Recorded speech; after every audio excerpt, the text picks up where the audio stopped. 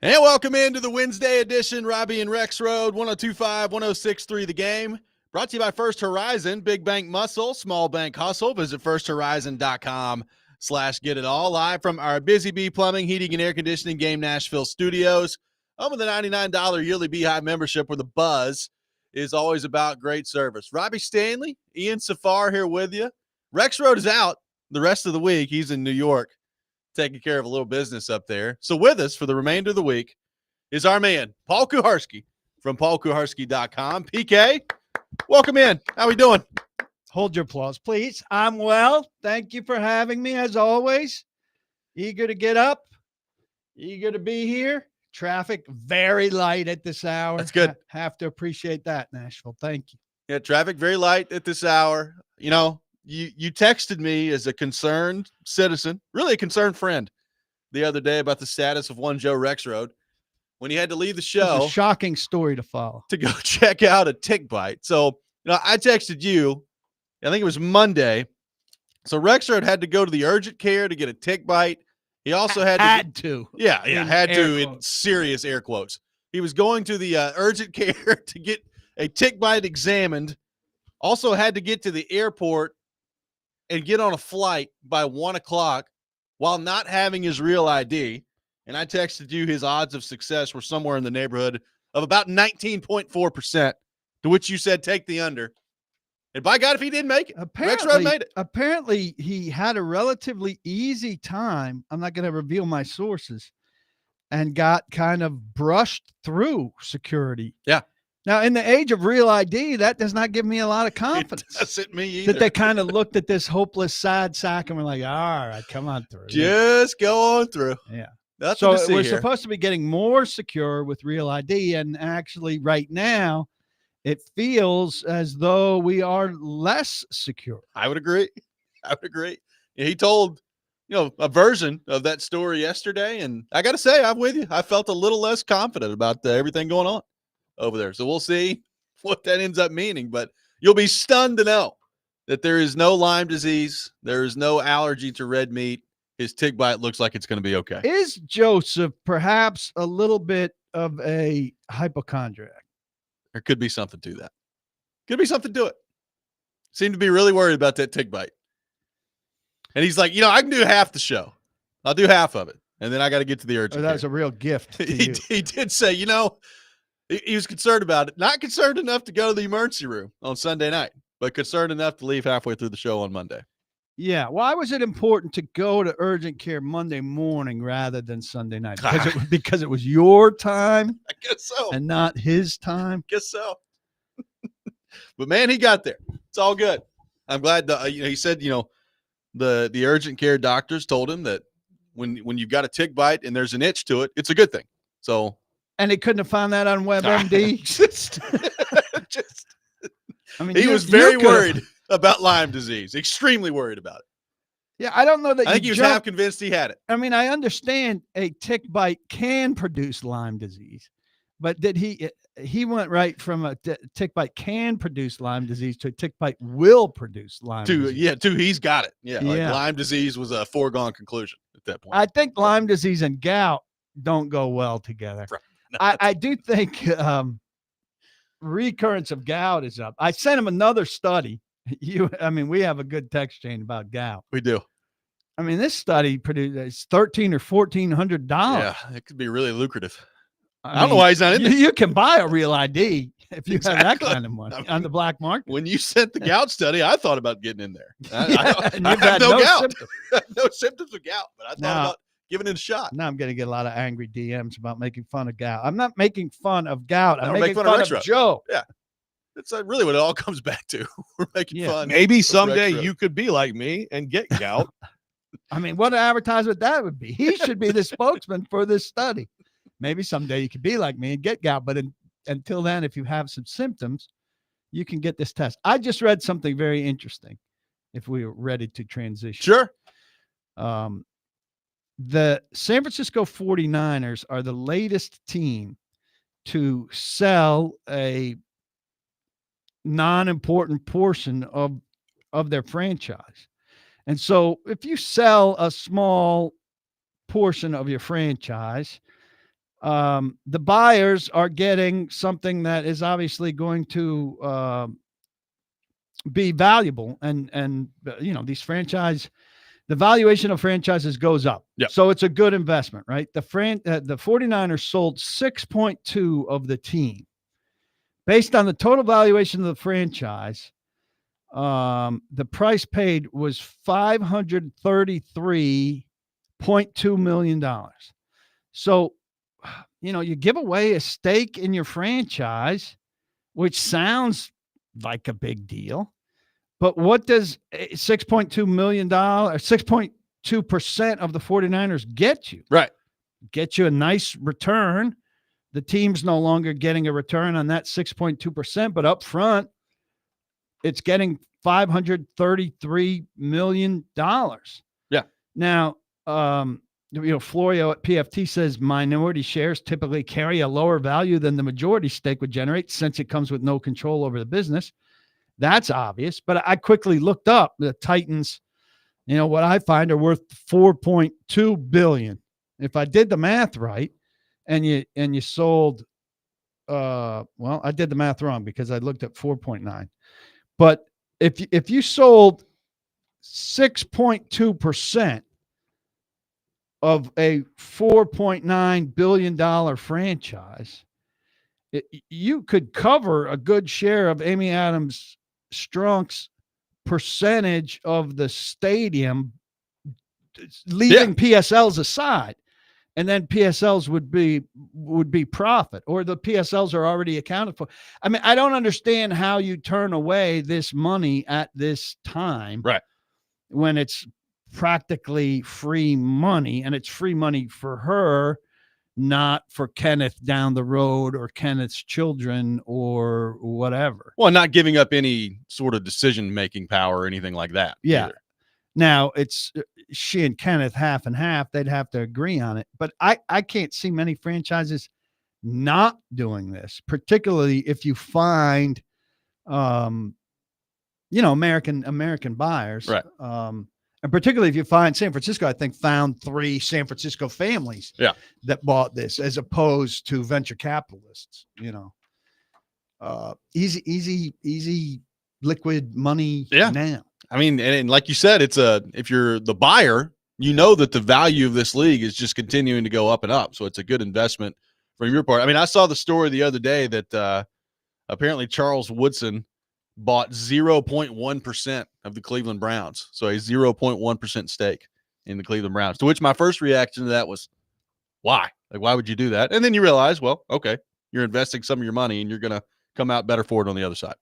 I do feel like, I'm glad that Charles Woodson or Charles Woodson's people or the Browns or whoever made a release of the percentage of that. Yeah. Wouldn't you like to know what Derrick Henry has of NSC, or who else is over there? Carrie Forsberg. Underwood, Forsberg. Is it 1 or 2%? Is it 6%? Right.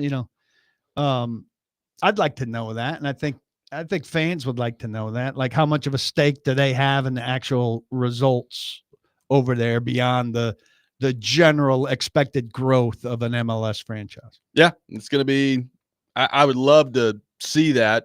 And then does this start some trend moving forward of, the headline here from CBS Sports talking about the Woodson part of this is Woodson wants to be like Tom Brady. Like, that's his goal, is to follow in the footsteps of Tom Brady with the ownership. So, I mean, obviously Brady got a lot of power with the Raiders there. We'll see what that ends up meaning for Woodson and the Browns. And I've heard you guys talk about the Brady thing. Like, if you're of influence, be of influence. He wants to be of influence on quarterback A, but have nothing to do with quarterback B, because that might be controversial. And that's not how it works. You're either in it to some degree or you're not in it to some degree, but you can't cherry pick publicly what you're involved in. Did it say no opinion on Shador, but he had an opinion on everyone else, on all the other? Did it say the 49ers was a sell to a private equity firm? No, I think it was to 3 families from the Bay Area, which is different. That's a new policy, I think, that they started at the NFL. You can sell to private equity firms up to 10% I think that, well, at least they've got it capped, so I guess it doesn't matter. So but that- I'd I be a guess little bit that's- more scared of selling it to a private equity. Yeah. So that's a new change. Yeah. So that's a whole new dynamic, I think, that people in the NFL care about. Yep. But Yeah, because you slide that from 10 to 12 to 15. Not that they're ever getting the controlling stake in it, but how much private equity do you want involved in the league? I don't know. It just becomes a bank rolling thing. And I think they want rich people running the league. I think there is some danger when it gets so valuable that families can't handle the load anymore. But it's inevitably going that direction. Yeah. Right. It's continuing to grow and grow. 615-737-1025 is our phone number. We are off and running today on Robby and Rexrode. Paul Kuharsky is with us for the entire show for the rest of the week. And we got a lot to get into on the Titans front. Brian Callahan with a lot of interesting comments yesterday. We're going to spend the rest of the hour breaking down some of those, including some of the offseason emphasis that he's put to the table with his Tennessee Titans. We'll get into that coming up next. Robby and Rexrode, 1025, 1063, The Game.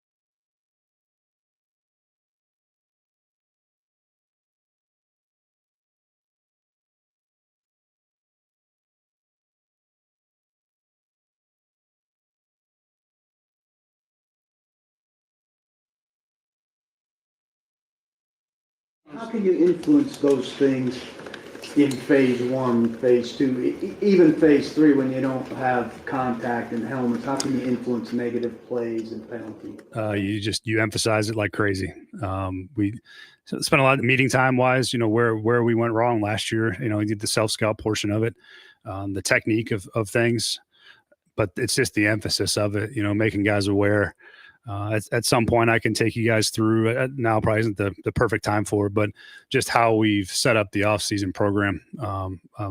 I think guys have really bought into it. You can maybe ask them a few more questions. Maybe they'll give you some more insight, but how we set it up, we divided our team into competitive teams. We have 8 teams now that compete daily, which you guys have seen some of the stuff on social media, just post-practice competitions.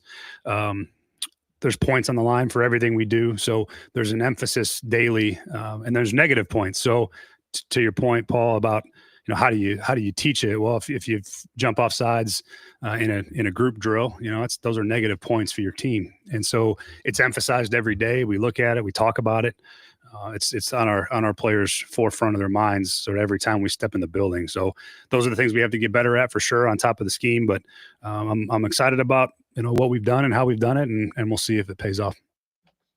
That's Brian Callahan yesterday addressing the media. Phase 2 of the Titans offseason program underway. They'll have phase 3 coming up next week.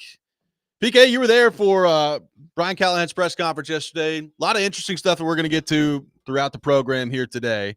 He spent a lot of time talking about the offseason emphasis on eliminating the turnovers and limiting negative plays. And I thought you asked a really good question. I'm like, how do you go about doing that right now? Like when there's no contact, there's no pads on, you're not going up against real defenses. And that was his answer to that question. He talked a few times yesterday, PK, about the way that he's structuring the offense or the offseason program with splitting the whole team up into different teams and groups and emphasizing leadership with that and taking a different approach to this offseason than he did last time around. What did you make of Brian Callahan's explanation and approach to the offseason and what he's trying to get done this offseason as he enters into year 2 as Titans head coach? Yeah, I don't have any problem with this. Some of it's a little hokey, the 4 H's and this conversational element of it and the get to know you stuff. You can make fun of that part maybe. But I think there could be some rewards there. But I think to your point, what I was driving at is here, the first 2 weeks of it, you're on the field just with the strength coach, kind of working on your own.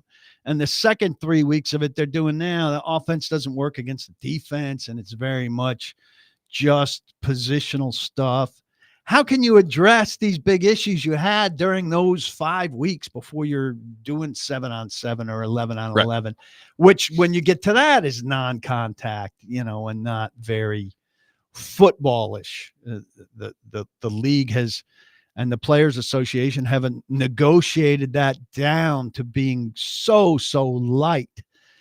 And so how do you get better at negative plays and at turnovers and at penalties during that? Well, I've heard people argue that this whole thing is high schoolish. Look, here's what I take from it. Tony Pollard yesterday, who's been around the block and is a veteran, says, I hear game and points, and it doesn't matter to me what the thing is. I'm programmed to go win. Right. So I want positive points, and I don't want negative points for me and for the team that I'm captaining with Tavondre Sweat as my assistant captain. And I think most guys who are going to a voluntary part of this are driven by stuff like that. That's how they're wired. Points, give me points. Negative points, I got to stay away from that. Oh, you made a mistake and you get whatever. So if you jump off sides in a thing, if I'm in this drill over here and I'm hearing people over there give you crap, and then I'm looking at the scoreboard after and I come by and I say, oh, Legarius, I heard you dropped an interception and you got -3 points. You go ahead and make fun of that if you want. I think there's a chance for that to have some impact at a time on the calendar where it's hard to create impact on big themes like that the Titans need to have some impact on. Now, is it a federal issue? No. You know, do they become the Kansas City Chiefs because they're doing this? No. Are they saying they become the Kansas City Chiefs because they do this? No. But if you're a team as bad as they are that needs to find ways to magnify small issues at times when it's hard to do it, why not do this? Well, Why not? Here's the other thing. You know, one of the things we've talked about this entire offseason is Brian Callahan's status as a coach. And we connect it so much with Cam Ward. And I'm with it. Like it all comes down basically to how good or not good Cam Ward is this year. So I understand that. But one of the things I've brought up is, okay, what did he learn in year one? And how's he going to get better in year two? Because we can talk about the roster last year and it was bad. And that's when you start looking at bad teams in the NFL, that's where you got to start is the roster. And they weren't good enough with that last year. But they also got their butts kicked all the time last year. And I did not think that coaching staff did a very good job of coming up with enough answers. So does it mean anything now in the offseason program in May that they're doing some different stuff? Not really. We'll see what that translates to. But how many times have we talked about the coaches that are so stubborn and set in their ways and won't change things and how much that drives people around here nuts? I'm encouraged to see that he took a look at what happened last year and said, all right, well, we got to do things way different than the way we did them before. And I don't know if it's going to make a huge difference in the results or not. We'll see. But the fact that he's willing to change things up to me is a good thing as the Titans move forward and here. Put a stigma on the bad stuff as well as a premium on the good stuff. I don't see a massive argument against that except to be really picking at him and really being contrarian. And the roster's like maybe 53% new. It is good for guys to get to know each other. I think it's a little trendy around the league to mix up the locker room and to not have offensive linemen all sitting together, but to have, guys from different positions sitting around each other, and to see that your success has a bearing on a guy at the, totally opposite position from yours, and that your failure has a bearing on that guy more concretely, that you really see it in a way that you don't necessarily see it on a Sunday when you flub the punt, and you go back to the little special teams cocoon. And so I think that part is a good thing as well. I also think, those of us that are older look at some of the, this 4-H thing where they're talking about a hero, and I don't have it in front of me, these 4 topics that they're talking about, and it's history, hero, hopes, and something else off the top of my head. Sorry, but yeah. And that sounds hokey and everything, but kids today, and most of these people are young, don't talk face to face about stuff. They're on their phones all the time. I'm 56 and I'm on my phone all the time, and don't communicate with people anymore. So, and nearly the way I should or used to. And so I don't think it's a bad idea to force people. And I think it's a little misconstrued. I think probably one guy a day in that each of those 8 teams is kind of talking a little bit about those 4 things so that the rest of the team, each of the 8 teams gets to know his story. They were also really emphasizing that they're doing a lot of stuff away from the facility, and we didn't get a lot of details on that, but I imagine there's, Top Golf and bowling and dinners and stuff going on. But look, whether you're winning, losing, or average, that you like each other is a big part of being a team and allowing for these leadership opportunities. So you got 8 captains and 8 alternates. Well, there's 16 spots of leadership right there. That's a lot more than you're going to have during the season in official capacities. Right. I think that alone creates some good avenues and possibilities. Well, and I thought, I've never really heard a coach explain it the way that he did yesterday, just in terms of, we hear all the time, so-and-so leads by example. And I think we've always kind of associated that as a good thing. And he was basically like, yeah, my retort to that is there's really no such thing as that in professional sports. Like, that's in the contract. It's in your contract. You're supposed to show up and watch film. You're supposed to, do what you're supposed to do in the building and be a good example that way. Like, there are some leadership skills that you have to learn and develop. And the way he put it is they're being pretty intentional about trying to develop that this offseason, which, again, what is this going to mean when it comes to wins and losses? I have no idea. But I do it was interesting to hear Callahan explain it that way, because I've never heard a coach say, yeah, leading by example is not really a thing. Yeah. And I'd like to get into some of that deeper with him. This is one area where I really beefed with Vrabel, who thought that you could lead with no production. Right. He thought Deion Lewis was a very important leader to the Titans, and Deion Lewis didn't do anything. So that was very much a lead by example, lead by having won a ring. Well, but it didn't do anything in the Titans locker room. He thought it did, but from what I saw, it didn't. Nobody was saying, hey, look at Deion Lewis, I'm going to follow that guy. Plus, why would you want them to follow that guy? He wasn't doing anything. Yeah, well, go look at everybody who you would associate as the Titans leaders during their most recent run of success, whether it's Tannehill or Ben Jones or Kevin Byard or Derrick Henry, Walker, whoever. Yeah, like they're all good players, right? Like there's a baseline of a player that you've got to be to have a real voice. You can be a secondary leader whose contribution is niche. But if your primary leaders are niche players, it's because you got a bad roster. You're not a very good team. Ed on the text line says, I'm dubious. I'm not sure how the battle of the network stars is going to translate to someone not jumping off sides in a game. Ass meets bench is a better game to play. This is Ed on the text line. Well, I'll say this. Propose your alternative. What would you have them doing now that would have an impact on these things? Or are you just saying there's nothing they can do in March, you can't put anybody on the bench right now, or April, that's going to have a bearing on these things? I wouldn't want to hear my head coach saying that if I was a fan of this team. I'd want him trying to do anything he could that would have a bearing on these super negatives from last year. And so, like Robby said, he's trying something different. And if Titans fans are lamenting, oh my God, they're not doing the same thing that every other team in the league is doing. Well, thank God. Yeah. Well, and look, I know the score here. Like, Brian Callahan, as of this moment, is a 3-14 head coach, right? That's what he is. So there's, until you see it on the field, there's a huge portion of this fan base that's going to be skeptical about him. And I understand that. And that's fair, because ultimately he's based on wins and losses here. So I get that.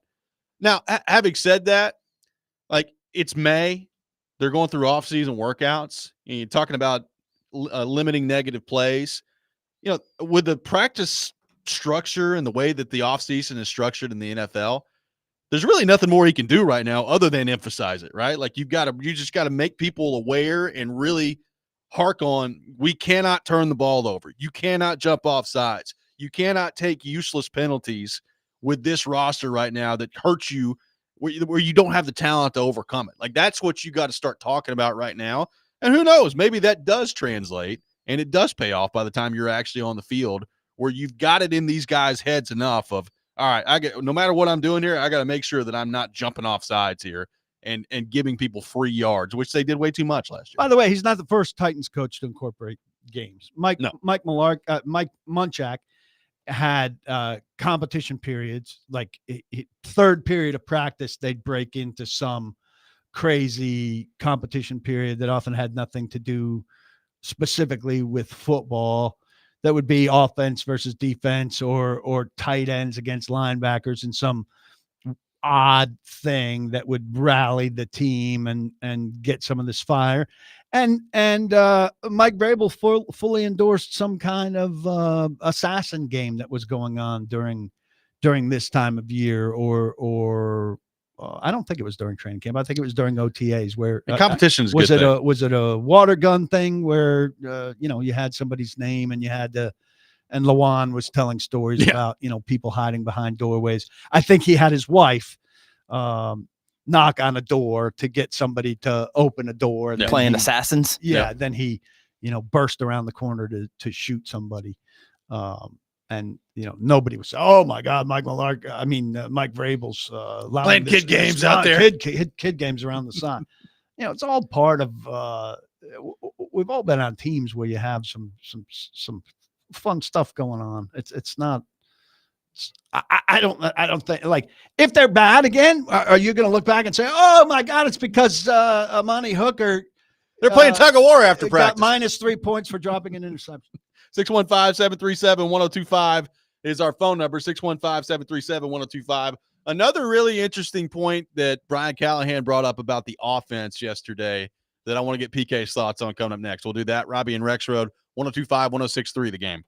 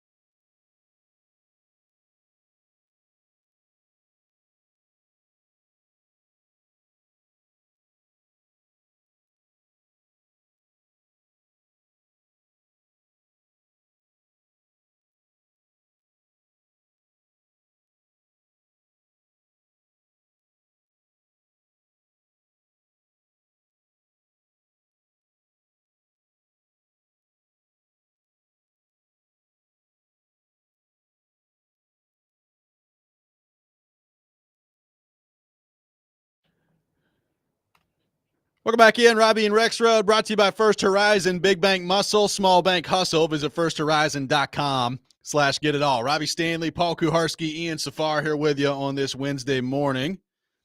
Cole from Nashville, going back to our last conversation, says public humility and praise is the best. Taylor Lewan used to say that Vrabel would play all the false start clips in practice for everyone to see. He also said that there would be a leaderboard that had your face on it for the most penalized and least penalized. And when you're on top of the bad side, you always wanted to get off that board. So it was constantly on your mind. Going back to some of the things that we talked about with Brian Callahan, like this time of year, I get it. He's a 3-14 head coach. So, I mean, we've already got people all over the text line saying that this is really stupid and all that stuff. They've got a board up right now. Yeah, That's public humiliation board. Right. Like so why can't they do it now? I'm with you. Like, but I get it. He's 3-14. So everything he does right now is dumb. So it's up until the season comes around and they show whether or not there's actual improvement. He's going to be this way with a lot of the fan base. I get it. I understand it too. But you wanted him to change, wanted him to be self-reflective. Here's an example of him being self-reflective, changing, trying something new. Yeah. People apparently would prefer static. Just keep going the way it was. And I invite, go ahead, text us. What should he be doing? Especially this time of year. Exactly. Like everybody keeps talking, like some of the texts we keep getting are about like playing time. And it's like, we're not playing games right now, guys. Like you're building towards trying to play games with a new roster. Yeah. And also this thing where you want a guy benched. I mean, have you looked at the 2 deep? I'll retweet the roster that the depth chart that I'm putting out. It's not good. I mean, if you think the frontline guy who jumps off sides or Jarvis Brownlee is a handsy cornerback who's going to get called for fouls, do you want him benched? I don't. For Marcus Harris? Gabe Judy Lally out there? No, thanks. Don't think so. An interesting point that was brought up yesterday on the offensive side of things for Brian Callahan that kind of caught my attention, talking about the quarterbacks checking at the line of scrimmage and what he'd like to see more of moving ahead this year. Here's what Brian Callahan had to say yesterday at his press conference. You said last year in camp about 20% of the time you expect the quarterback to change the play at the line. Is that what happened last year? Do you have any? Yeah, I would say, hard to put it out. I don't know if I have a number for you, but a lot of our offense is kind of built in terms of play calls. We'll call 2 plays most of the time in the huddle. We have a lot of checks that occur, especially on third downs with the protections. So play, protection, it all kind of fits in the same mold. Didn't do probably as much at the line of scrimmage as I would have wanted to for a lot of different reasons. It's something I'd like to do more of. We still invest in it. We still work on it.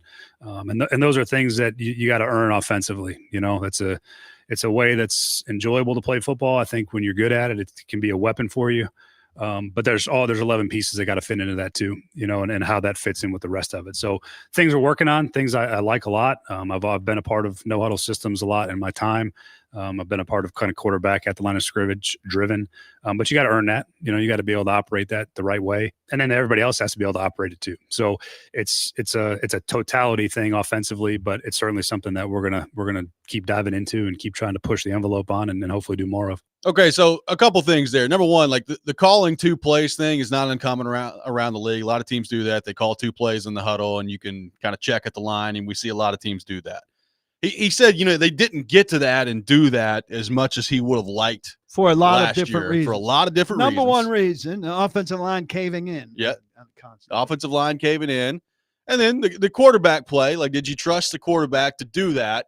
And it led me to this. Number one, you've revamped your offensive line, which we're going to get to here in just a few minutes because a couple interesting things on that front yesterday. But is Cam Ward, as a rookie, going to be able to come in and operate the way that Brian Callahan would like to operate at the line of scrimmage, being able to identify, diagnose what's going on in front of him, know when to check, when not to? How much freedom is Brian Callahan going to give him?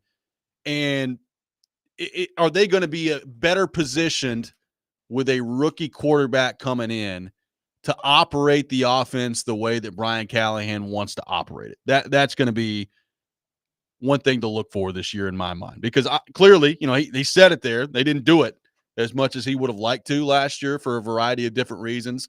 Are they better equipped with a rookie quarterback given a more veteran offensive line group around him to do that now. That's going to be interesting to watch. You certainly would hope so, with the rookie quarterback being the top pick in the draft and the best quarterback in the draft. He's got to show us. I would think, at the start, level C responsibility, level C operation, where you simplify it for him and hopefully expand it as things go. Now, are you expanding it during the course of the season, and how much? Right. Well, it depends on how he does with level C operation and level C responsibility. Ultimately, you drafted this guy because you think he can do level A operation and responsibility with level A responsibility. Is he doing that week 8? Is he doing that week 17? I don't think he will be doing that as a rookie.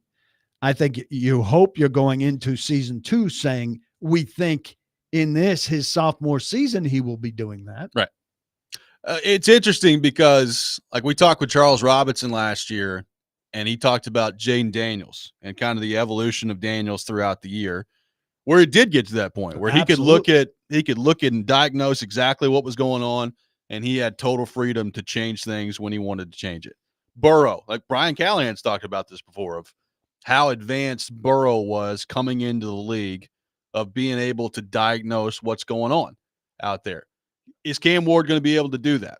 That's going to be really interesting to see. And how, if he is, and he's got the ability to make the checks and to see what's happening in front of him at a high level early on.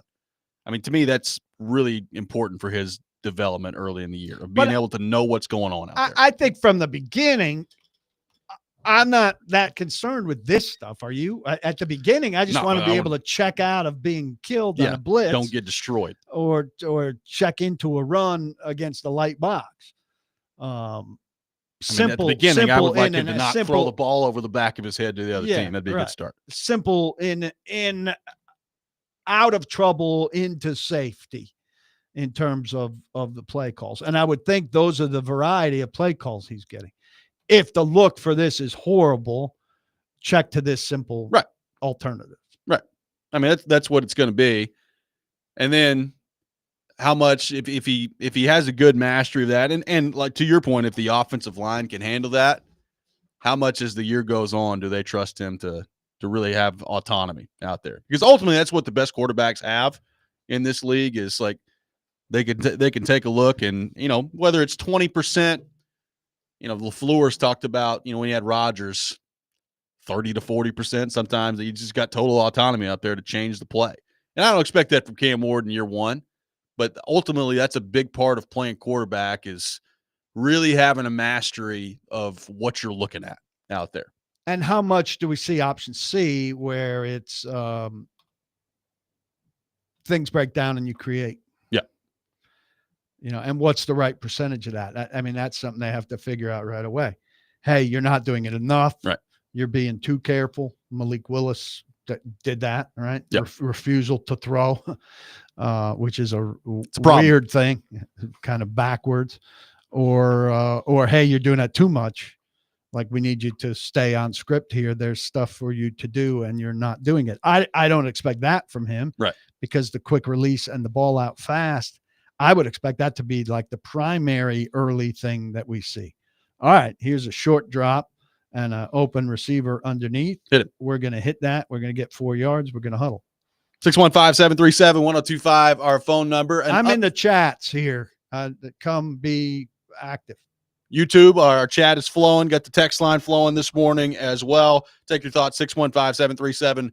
L'Jarius Sneed, an update on his status yesterday from Brian Callahan, which was interesting. We'll get into that coming up next. Robby and Rexrode, 102.5, 106.3, The Game.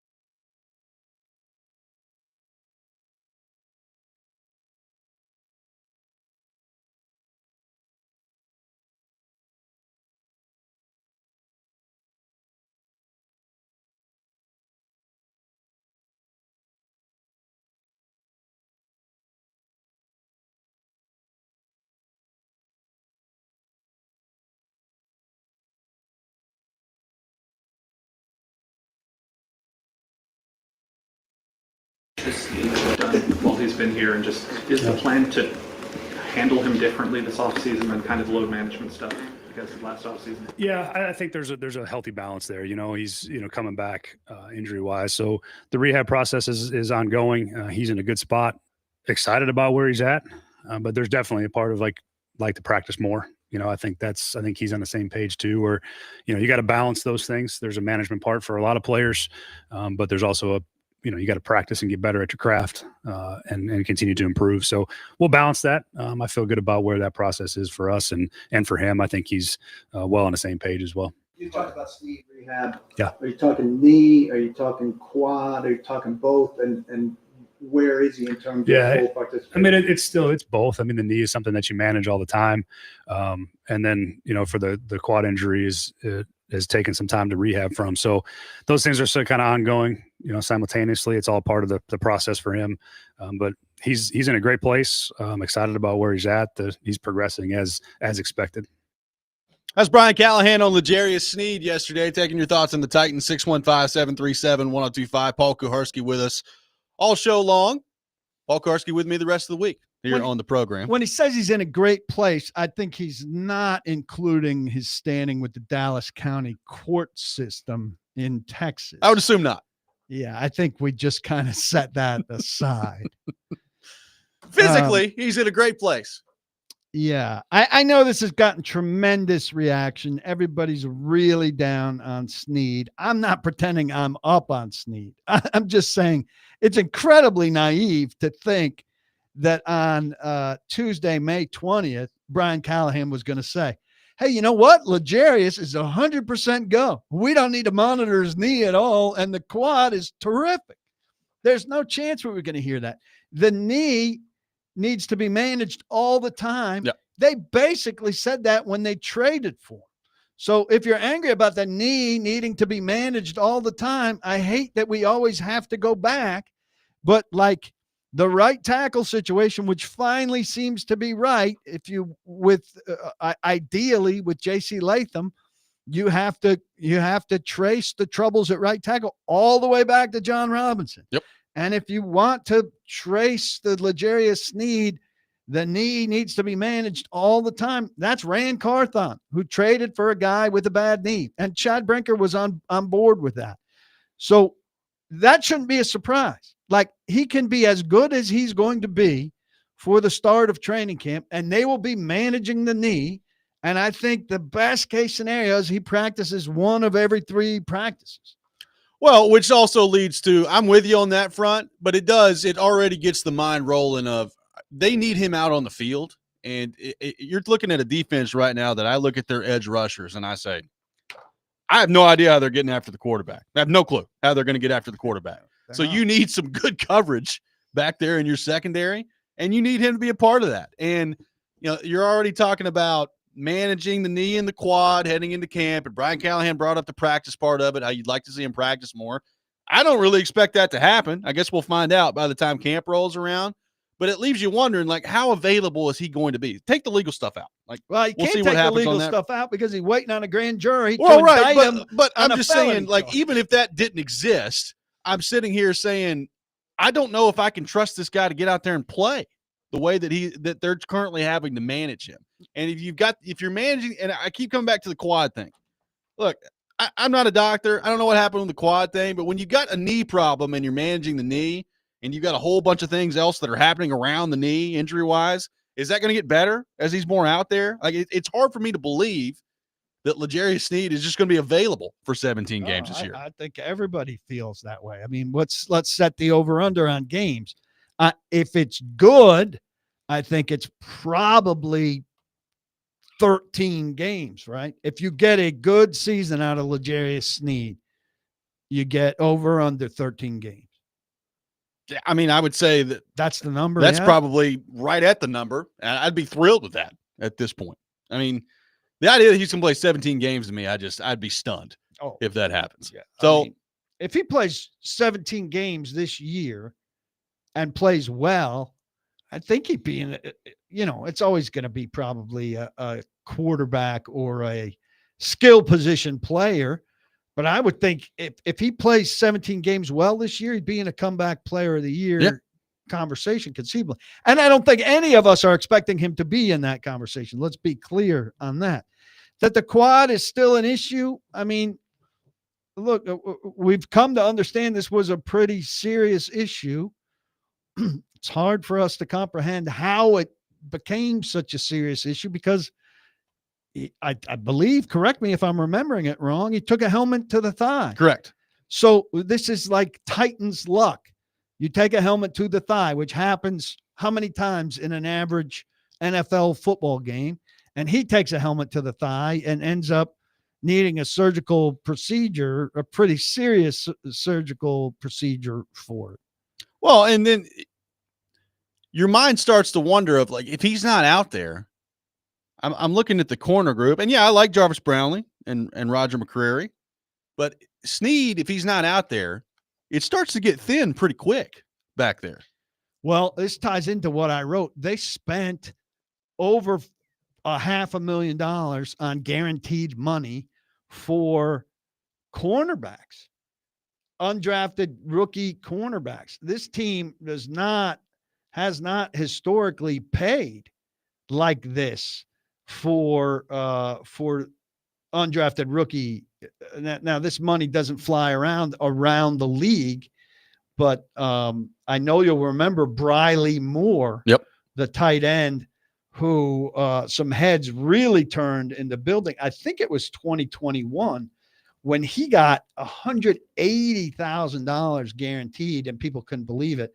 And then he tore his ACL in training camp and was never heard from. But that's pretty big money. The Titans gave two of these guys on their I'm trying to find my story quickly. Two of these guys, they gave $200,000 each on average, $400,000 guaranteed between Jamari Harris out of Iowa and Jalen Kimber out of Penn State. $60,000 to Davian Ross of Memphis, $55,000 to Clarence Lewis out of Syracuse. But let's just be clear here. So if the average between Jamari Harris of Iowa and Jalen Kimber of Penn State was $200,000, Marcus Harris, the sixth rounder out of Cal, got a $253,000 signing bonus. That's a 4-year bonus. Yeah. All right. So if you think they're not concerned about cornerback like you are, they are. They are very concerned with the depth. Now, they started last season with 5 cornerbacks, right? Snead, Brownlee, McCreary, Baker, Daryl Baker, who was pretty good. Oh, was he? Marcus Harris, the sixth rounder, would be 5 now. So they're either thinking more than 5 or they're thinking serious competition for the back end of that. But they know they need stuff. Now, if Snead's not there, you're creating some competition for some depth there. Marcus Harris's spot is by no means guaranteed. Daryl Baker and Jarvis Brownlee are bright spots, and Roger McCreary is a Good lock. Player. Yeah. You know. Can I say it's a position of concern? I was listening to the press conference yesterday live, and L'Jarius Sneed came up, and then you try to follow up on L'Jarius Sneed, and our boy Glennon jumped in there with another Trey Avery moment. If you've listened to the show long enough, and he got after, he's like, Brian, Van Jefferson. Van Jefferson had a really good first year, not been all that productive. And then you eventually got to the follow-up with L'Jarius Sneed, but I was like, Glennon's done it again. He's back in there with the Trey Avery. Now it's Van Jefferson. It didn't take him long. And, you know, who should resent that as much as anyone is Agreeable Ian over here. Yeah. Because that audio you just heard, he had to splice it up together. He made Ian work. Rather than just playing back-to-back questions that would have made perfect sense to go together. Glennon ruined it. I had a bad moment in the press conference yesterday. I will say I thought Cody Barton was finished answering something, and I cut him off to ask a follow-up. And Jill Jelnick said, "Oh, Paul, you can't cut him off right there." She said right in the middle because it was a good answer. And I said at the end of I said, I'm sorry. And at the end of the press conference in front of the whole room, I mea culpa. I said, I'm sorry. I jumped in there. I apologize. I ruined that answer. My bad. Taking responsibility. Yeah. See if Glennon does that. 615-737-1025, our Trey phone number. Avery. Trey Avery. The Van Jefferson. Van potential Jefferson. to be the new Trey Avery. We'll have more coming up on the Titans. Take your thoughts on the L'Jarius Sneed discussion. Also get into some comments on the offensive line yesterday as well. Robby and Rexrode, 102.5, 106.3 The Game.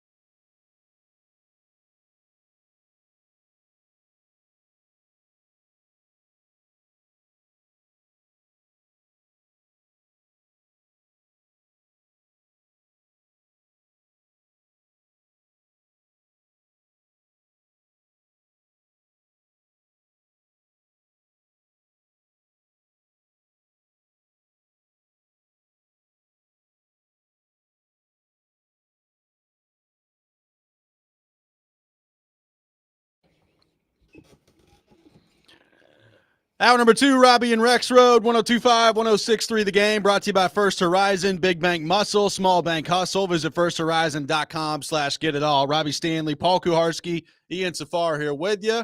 Joe out the rest of the week. Kuharsky will be with me on the program the rest of the week, taking your thoughts on all things Titans, 615-737-1025. We'll have a PK rant coming up later this hour at 7:45. It's special. It's going to be special. It is going to be special. Looking forward to it. Coming up later this hour at 7:45. PK, another thing I took note of yesterday in the Brian Callahan press conference was he was asked about Will Levis and naming him the starter immediately last year and whether or not that kind of factors into how they're approaching it with Cam Ward. And he basically said, yeah, I mean, you learn from what you did last year and you make some adjustments and go about doing that. Like we've talked about this before. His original answer he gave a few weeks ago about like everybody getting equal reps and the quarterback reps are going to be determined by how they play and all that stuff bothered me. I was like, okay, like we all know that Cam Ward is going to be the starting quarterback here. But, he was asked about it again yesterday and brought that up. And I get, Gentry Estes has just come out with a piece at the Tennessean talking about how, we all know that Cam Ward's going to be the starter, although it makes total sense for the Titans to make everyone think that there's an actual, equal reps being thrown out there at this point. What did you make of Callahan's answer on why he's handling quarterback the way that he is at this point in the offseason? Getting equal reps right now is meaningless. They're not doing anything against defense. So I don't think Cam's losing out on much by throwing an equal amount to Levis against air to receivers. I mean, you can nitpick it if you want. I don't think they've really been out there pushing the competition thing. I think we've grabbed it and run with it. I think in both instances, you can't claim competition for Levis last year or for Ward this year, given the alternatives. If you don't have a reasonable alternative to the guy who's at the head of the line, doesn't matter what you say about competition. There's not a realistic competition. Last year, Malik Willis or Mason Rudolph were not going to be a better option as the starter. And this year, Will Levis or Brandon Allen or Tim Boyle are not going to be a better alternative to Cam Ward as the starter. But I will say, if he says it's going to be a competition and everybody's like, my God, why go through this charade? First off, I don't think they're going to really put on much of a charade. They're going to say it, but in what we see, we're not going to see it. But I think on the other side of that, if you anoint him the starter right away, there'd be a loud segment of the population that would say, listen, a kid, no matter if he's your first pick in the draft and everything, has to come in and earn it if he's not Peyton Manning, And so it's a hard thing to win. And this is one of those things where it just doesn't matter what he says. Let's watch what they do. And if at a certain point they're giving too many reps to Levis or Allen at the expense of Cam Ward, then that's a mistake. They need to give as many reps to Cam Ward when the reps are meaningful as he can handle and not worry about the other stuff. Yes, you want a backup to be ready. So you don't want to undersell the reps to whoever you imagine the chief backup is. But I would expect the main competition here is going to be Levis and Allen, and give Levis enough to let him show you what he learned with Jordan Palmer, to see if he's made some significant gains that would make him, a valuable backup for you and get a feel for what he's going to be like as a backup presence. Ed on the YouTube chat throwing it out there. Do you get the sense that Callahan will hold the reins tighter on Ward, considering all the turnovers that they had at the quarterback position last year? This is from Ed on the YouTube chat.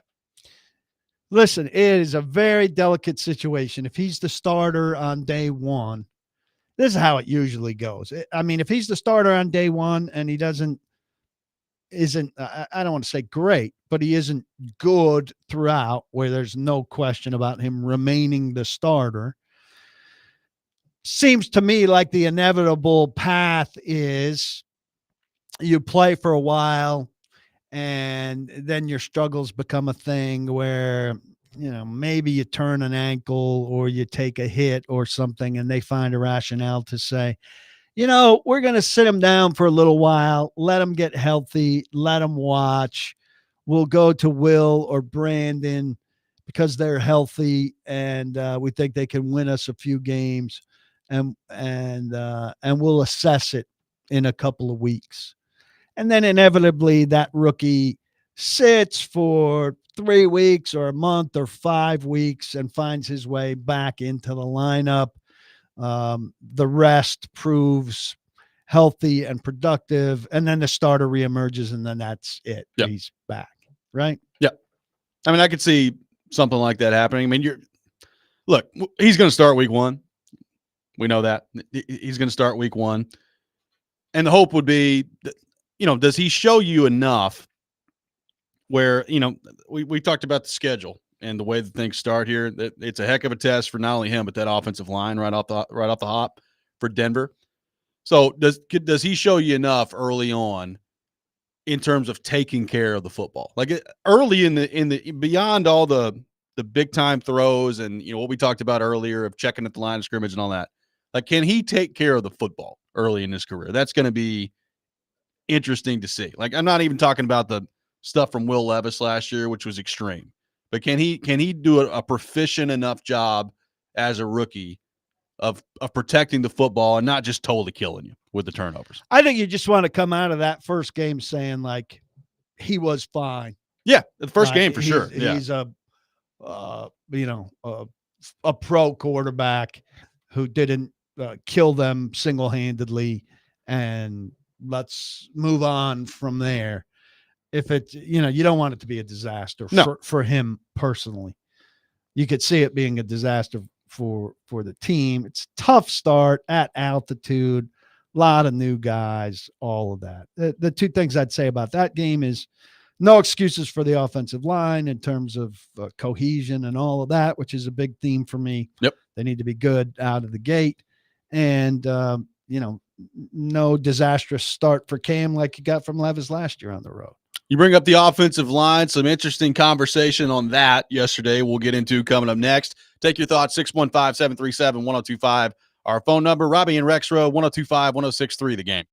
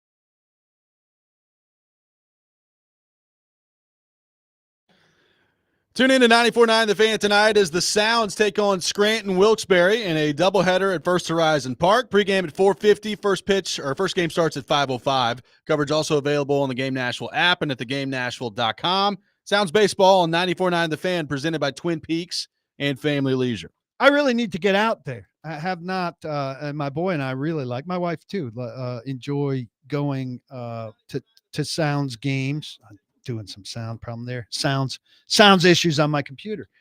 We went to Nashville SC the other night and saw perhaps one of the worst soccer games. Was that the 0-0 draw? 0-0 draw.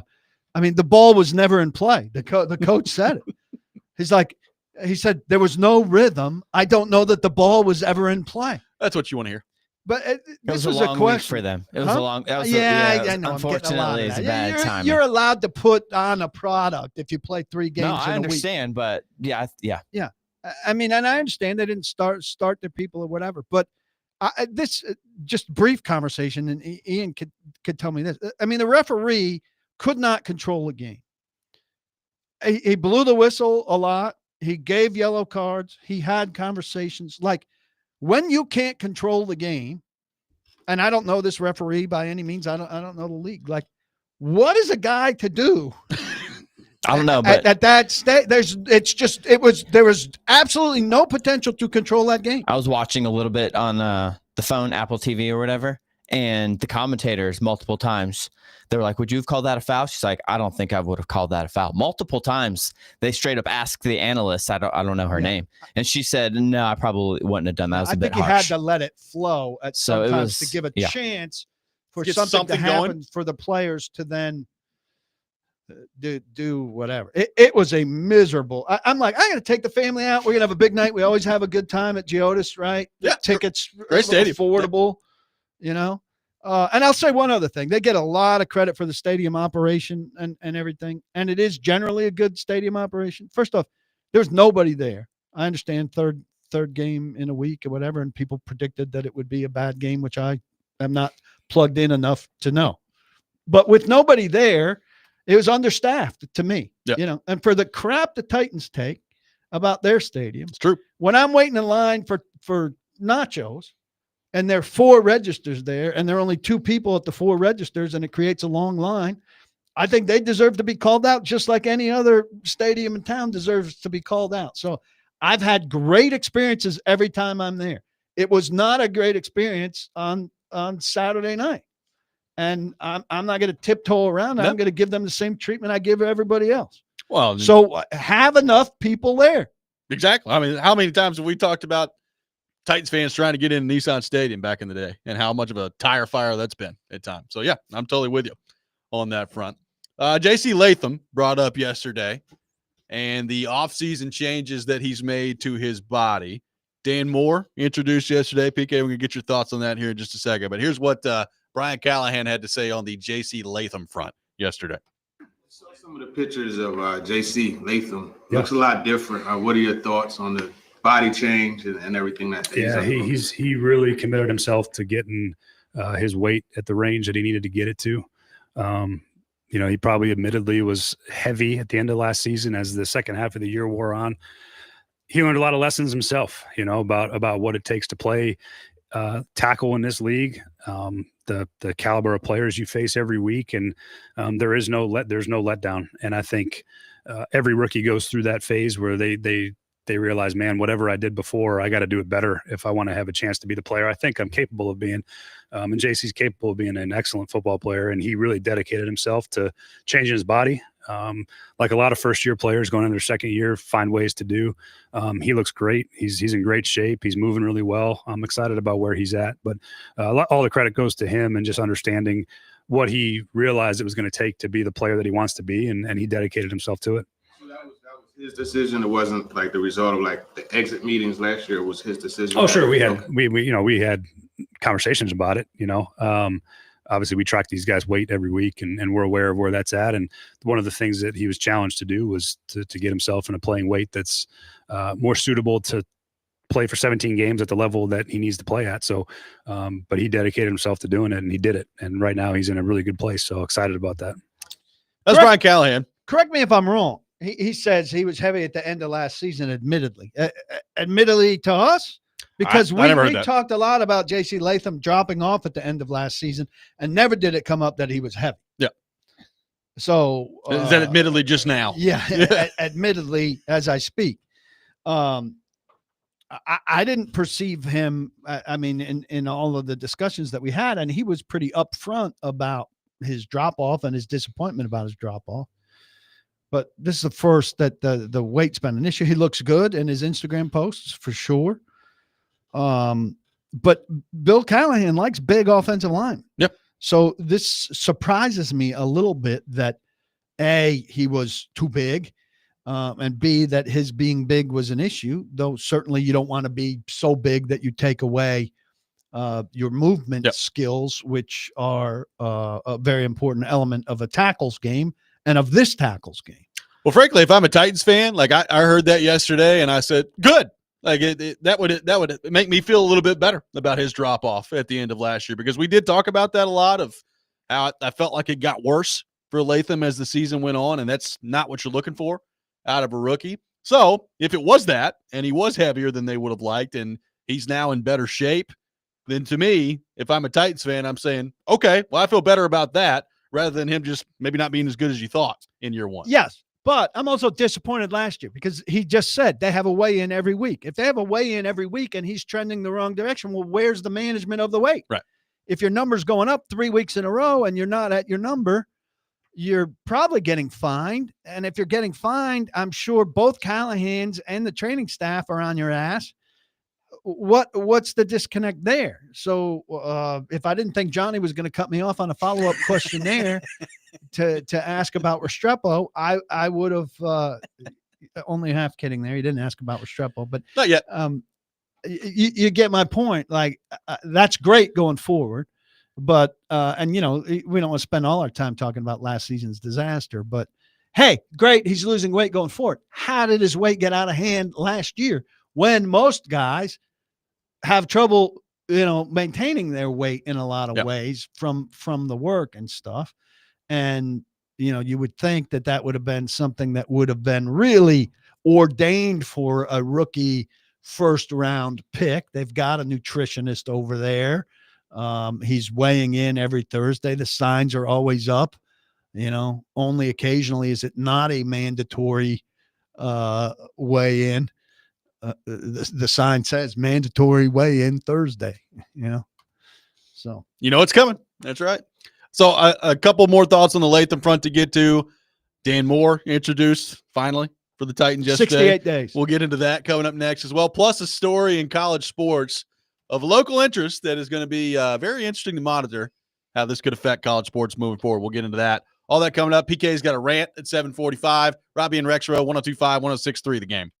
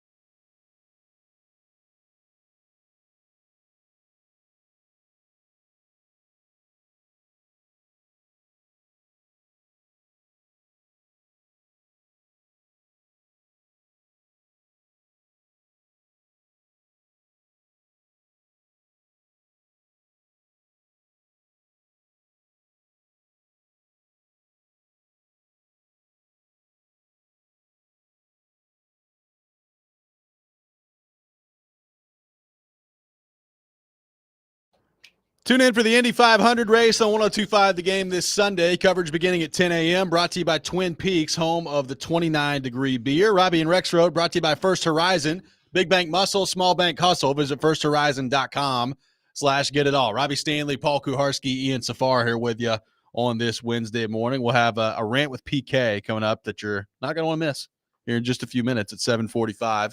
Taking your thoughts in the meantime, 615-737-1025. PK, we heard from Dan Moore for the first time since he was signed as a Titan yesterday, as you pointed out in the press conference. 68 days after signing with the Titans, we finally hear from Dan Moore. I know people think I make too big a deal out of that. I mean, I asked Callahan about it. He said, well, it was an intention to have him to talk, and then he had a flight. This is your big ticket item in the offseason, and you apparently you don't think he's going to help you sell tickets or anything. You've hit him.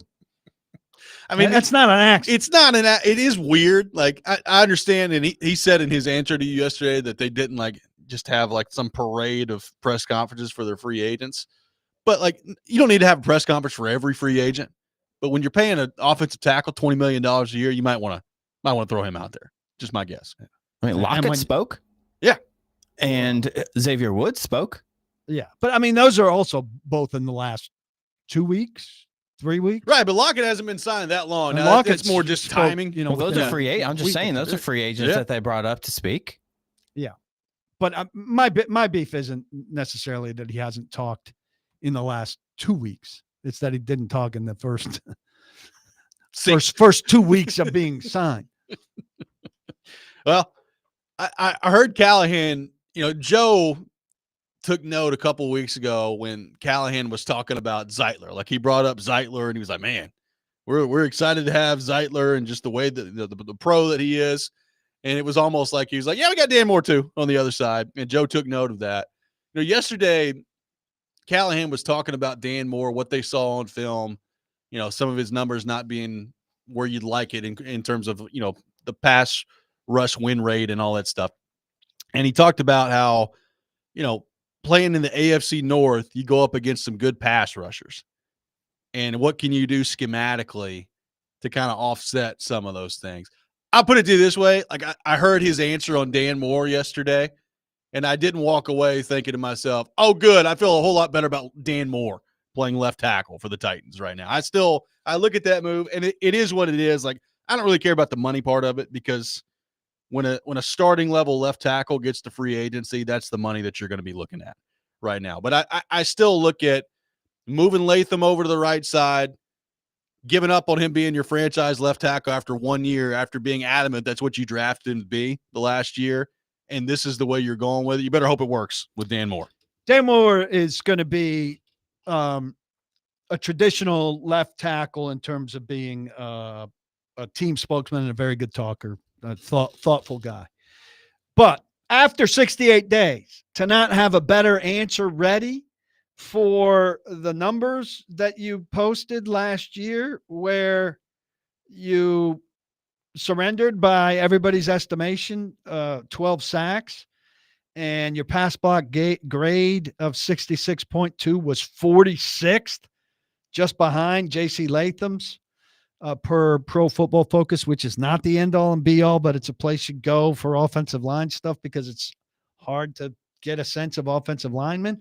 And here's what he said on that, because he had said, I thought I had a good season, and obviously the Titans thought I had a good season. And Nick Suss asked him, well, how do you explain the discrepancy between your feeling about your season and the Titans' feelings about your season and the sacks and the metrics? And he said, the film I looked at, the numbers game says I gave up however many sacks. But you look at technique, you look at the film, I'm in front of defenders, and that's what I'm focused on doing. That is a very disappointing answer after 68 days. And maybe part of it's that they don't have a PR chief right now to have coached them up better than that. I don't know. They've got more than competent. They've got good PR people now who would have told him this question is coming and to be ready for it. That's not ready for it. Does not inspire confidence. I've got a block better than I did last year, despite the fact that I've got this contract. Look, they make a big deal too out of him facing, Myles Garrett and Hendrickson. Well, Hunter and Anderson are pretty good. Yeah. And they're going to see them twice a year. Well, a lot of teams have premier pass rushers. That's what the league is built on. If you get a quarterback, what do you want next? Well, somebody to disrupt the quarterback is pretty damn high on the list. Just because the Titans don't have any doesn't mean the teams the Titans are going to play don't have any. And guess what? They played Cleveland this year. Yeah, that's about, I heard that answer, and people have talked about that. It wasn't just a Brian Callahan thing. It's like, well, look, he plays in the AFC North. And Organizational thing. Okay, well, like, is that the greatest? Are pass they the only division teams that have pass rushers in the league? Like, even Callahan yesterday was like, well, some of it was he was just going up against really good pass rushers. And it's like, well, I got news for you, man. I mean, there's a lot of teams that have good pass rushers. Now, does every team have Myles Garrett? No, but I mean, by the way, you're playing Myles Garrett this year. You brought up the Texans. They get some pretty good pass rushers. You got Max Crosby that you're going up against this year. Like, this is not going to be, you're not going to skate through the season and just not go up against any good pass rushers. And do you sign a guy and say, our schedule's going to include soft pass rushing teams this year? Should be give fine. them $20 million. Yeah, should be fine. Like, I heard that answer. We're looking at our advanced schedules and predicting the rosters of these teams, and we don't foresee any Myles Garrett's on there. No, if they had Jadeveon Clowney, then you would say, yes, we could put Andre Dillard out there. By the way, there's some Titans fans that want to sign Jadeveon Clowney back, so see how that goes. I mean, I would like to talk individually to any Titans fan that would like Jadeveon Clowney back. Please call. PK, I want to get your quick thoughts on this because it's going to be interesting to see where this goes as it relates to college sports. So Zakai Ziegler has been an outstanding player for Tennessee basketball for 4 years. We all know that, like, you look at his size and you look at the way his game kind of profiles, he's probably not an NBA player. He's made a really good role for himself at Tennessee. He's one of the best players in program history there.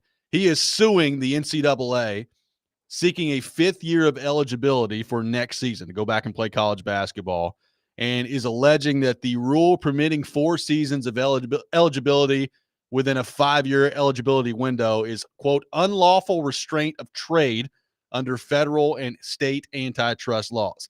Now, it is not a surprise that this is happening. We've talked about this. Like, we knew that this was going to happen at some point. And a kind of similar situation happened with Diego Pavia coming back to Vanderbilt at quarterback. Now, he was in junior college, so it's not exactly the same thing. Ziegler has been at Tennessee for 4 years. But when you start getting lawsuits thrown out there and the players have been winning in terms of, like, restricting your earning income, you knew that this was happening at some point. And I'm here to tell you, at some point, you're going to get a lawsuit of a player that decides to go into the NFL draft and then doesn't ultimately get drafted, or they think they're going to on that first day, and then pulls themselves out of the draft and tries to go back and play college football. That's going to happen at some point. But what do you make of Ziegler trying to sue the NCAA to get a 5th year of eligibility, and what this could mean if it works for him for college sports moving forward? I don't think the argument's very good. All NCAA athletes should be eligible to compete and earn NIL compensation during each of the 5-year window, not just those selected to redshirt, the court filing state. It notes the 5th year is the most lucrative year of the eligibility window for the vast majority of athletes. Well, yeah, the 5th year being your last year. Your last year is the most profitable year. So they're not counterbalancing that with the year that you are out hurt is by far the least profitable year. Yep. And so that last year you get a little bit more as your last year, your 5th year, because you've built up a little bit more stature. But part of the reason you built up a little bit more stature is because one of the years you didn't do anything. So it's not very convincing to me. Now, I won't be surprised if he wins because the NCAA is such a weak opponent. But it also would set, just a massive precedent, and it would turn the college experience into 5 years. And then our schools on the hook for 5-year scholarships. I mean, it changes the face of college sports. So, could they change the face of college sports with one injunction here? Yeah, it's going to be really interesting to see. Like, we bring up Pavia, and people have brought that up yesterday in the aftermath of Ziegler's decision here. It is different, like the His junior is the college. division, yeah. And so like it's a different argument that he's making than what Ziegler is making And here. what's the status of the Pavia? And Pavia got he's it, yeah. ready to play. Like, yeah, he's eligible to play next year. So he got it. I'm interested to see how they view this part of it with, I mean, he was just straight up a player 4 years at Tennessee. So if he gets the 5th year, as you said, that's going to open up a lot of different options for college sports of players staying 5 years at that point. Like this is a potential precedent setter in college sports. I think too, like if you look at it fairly, I'm thinking he's taken away the opportunity for another kid, right? And if you open the door for 5th years, you're taking away 1st year. And that changes the whole dynamic of the thing. Yep. And the whole college experience is built on freshman, sophomore, junior, senior, not freshman, sophomore, junior, senior, Super senior. redshirt senior, Yep. super senior, whatever you want to call it. And for that 1 year, the 1st year, if this went into action, that 1st year class would really be screwed and not have opportunity and maybe not have money if you're now doing technically a 5-year scholarship or something like that. I just think it would really mess things up. And I'm in favor of players making money. I think you just got to make your money in your 4 your years. window. And he's got to concede. Like there is a percentage of college athletes who are what he's been. A very good college basketball player who at the end of their college basketball career is probably going into professional life as something else, or maybe he's going overseas to stretch it out as long as he can, but not to the NBA. There's another tier that knows they're done with their last college basketball game. Yep. Just like there's a huge tier of people when they play their last high school game, like you and I. That's it. Who know? Yeah. You know, hey, I'm walking on this field the last time right now. And this is the end of me as a competitive athlete to this degree. You better than me. But, you know, we knew it when we were walking out there, right? I remember it, like walking slowly out there thinking, man, this sucks. This is the last time I'm going to compete. I mean, it would be great for Tennessee if they get him back. I mean, the next year's team would be really good if they get him back. But we'll see. I'm really interested to see what the ruling on this ultimately ends up being. Yeah, and I'd say to Tennessee fans, like, you can root for this in that you'd like the guy to be back on your team, but think of it broadly what you're rooting for. Yeah, I would agree. 615-737-1025, our phone number. We've got Paul Kuharsky's rant coming up next. Not going to want to miss this one. Robby and Rexrode, 1025, 1063, the game.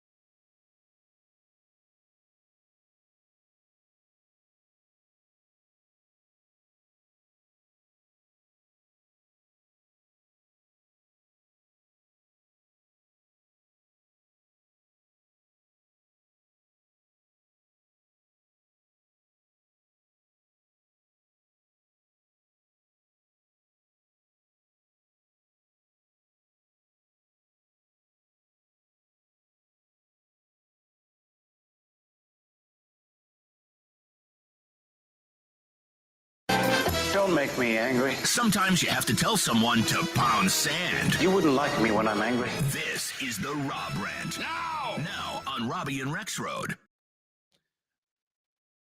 It is that time of the day. Normally the Rob Rant, but PK is with us the rest of the week, and it feels right to get rolling today with a rant from Paul Kuharsky. So, PK, with that in mind, I step aside. I turn the floor over to you.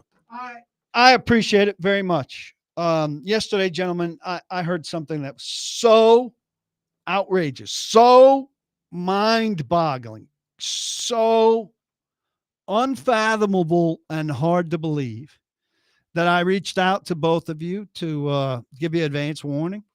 And I sent a lot of reaction.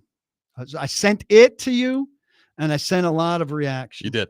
And I put it in the hands of agreeable Ian here. And so we're going to see what he did with it. And then when we come back, I'm going to give you a list of the top 5 explanations for it. So here we go, Ian. Let's see what you got. I would say my sports hero is Tom Brady. I mean, I think Tom Brady is just the man.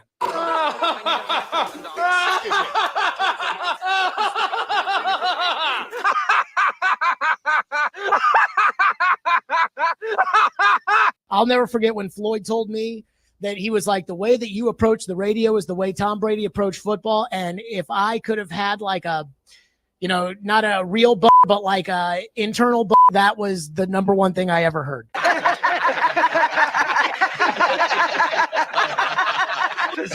Really funny. I'll come back, Paul. Go ahead, John. If Tom Brady farted and you put it into a fragrance, I'd buy it. Now leave Tom Brady alone. Tom Brady had nothing to do with this because he was too busy being awesome. Bewildering and outrageous. Now, Ian, it's our first time working together on something like this. All I wanted was that middle part where Floyd allegedly compared Stillman in some way, shape, or form to Tom Brady. Can we just isolate that? Sure. Let's isolate that. Let's hear that again.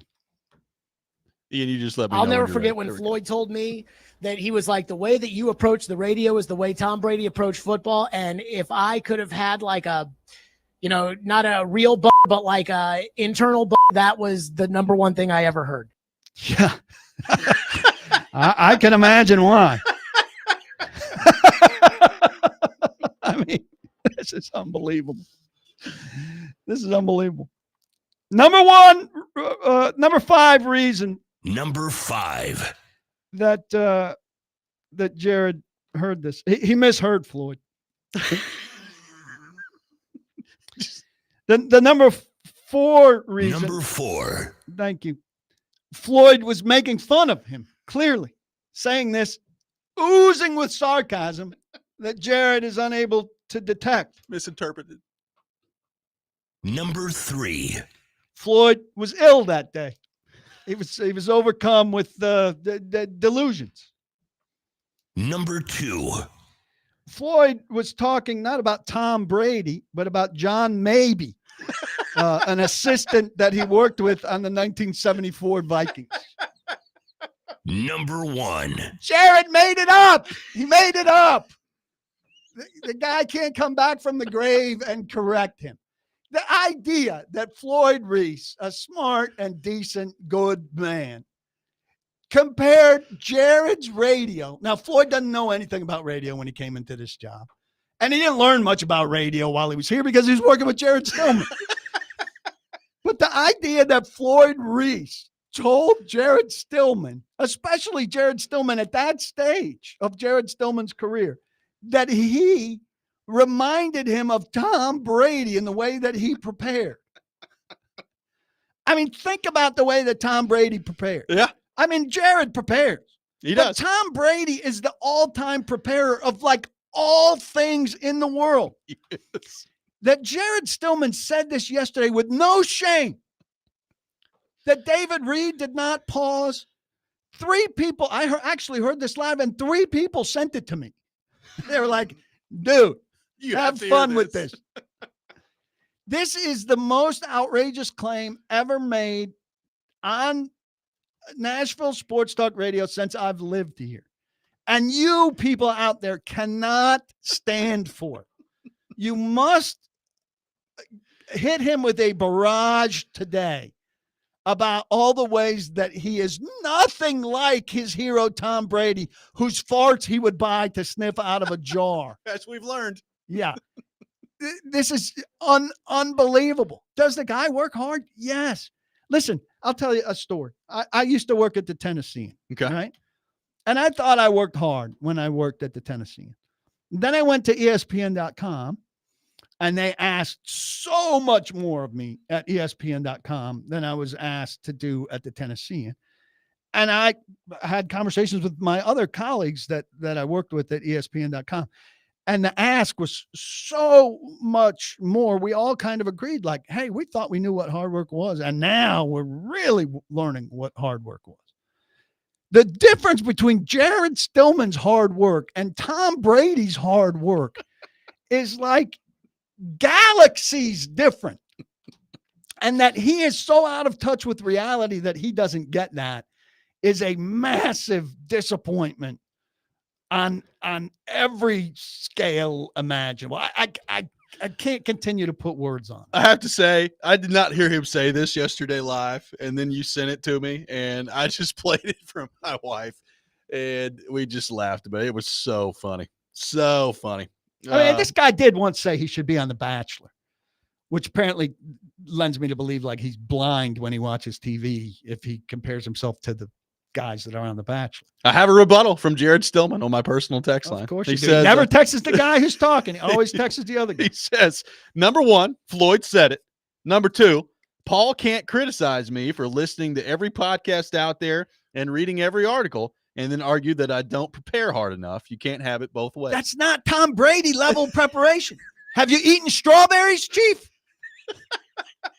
I mean, you think listening Avocado to podcasts, tequila? you think listening to every podcast is akin to what Tom Brady does to get ready for his job?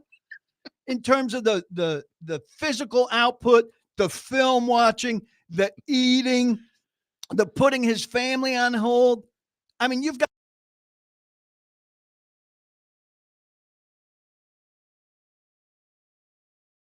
a child. Tom Brady would never have left the country.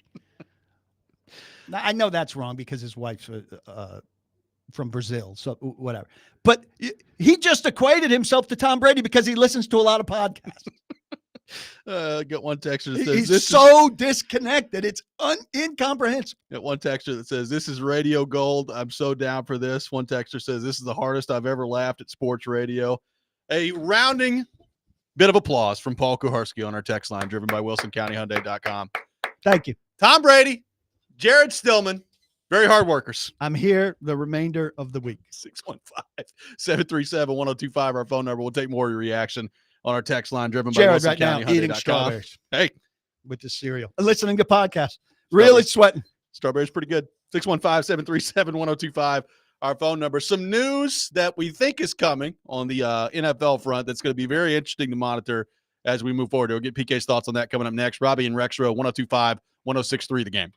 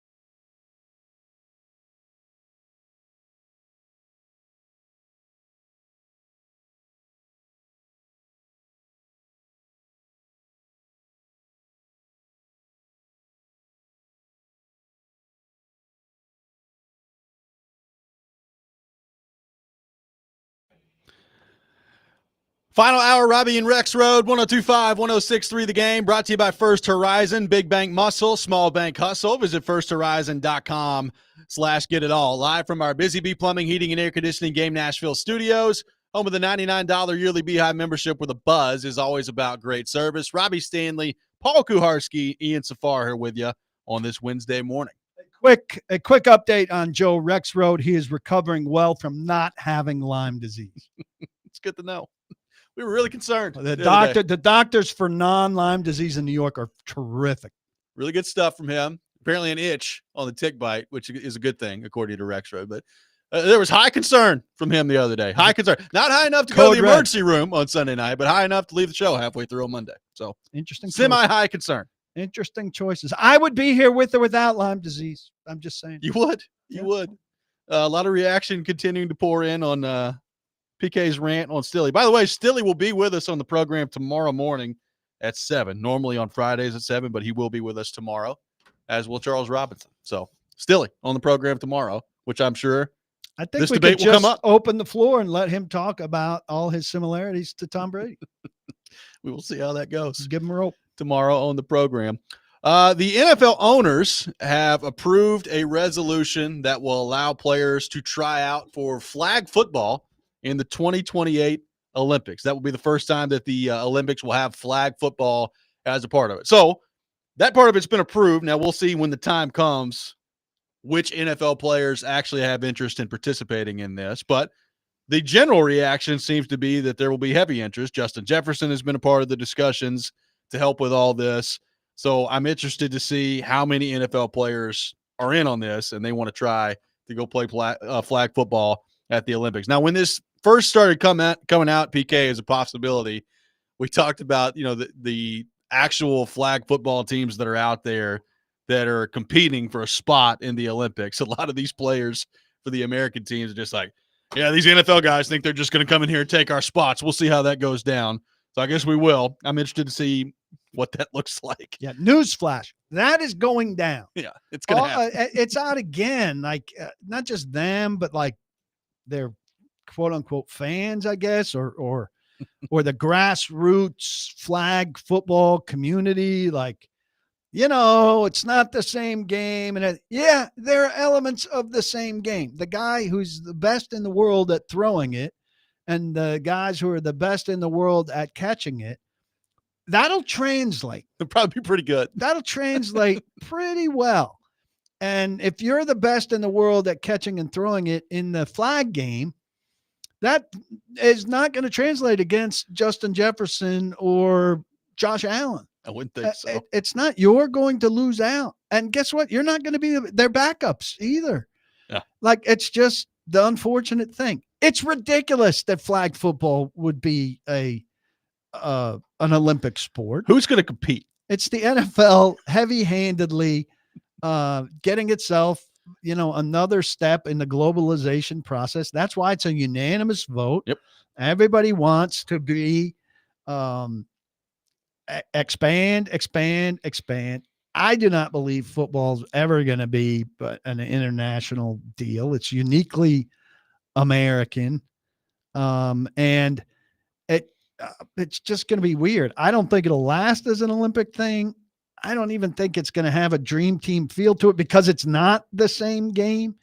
I think you can throw fades at will, to somebody like Justin Jefferson, and it won't even be really compelling TV. But because it's NFL people, it'll get incredibly well rated, right? Yep.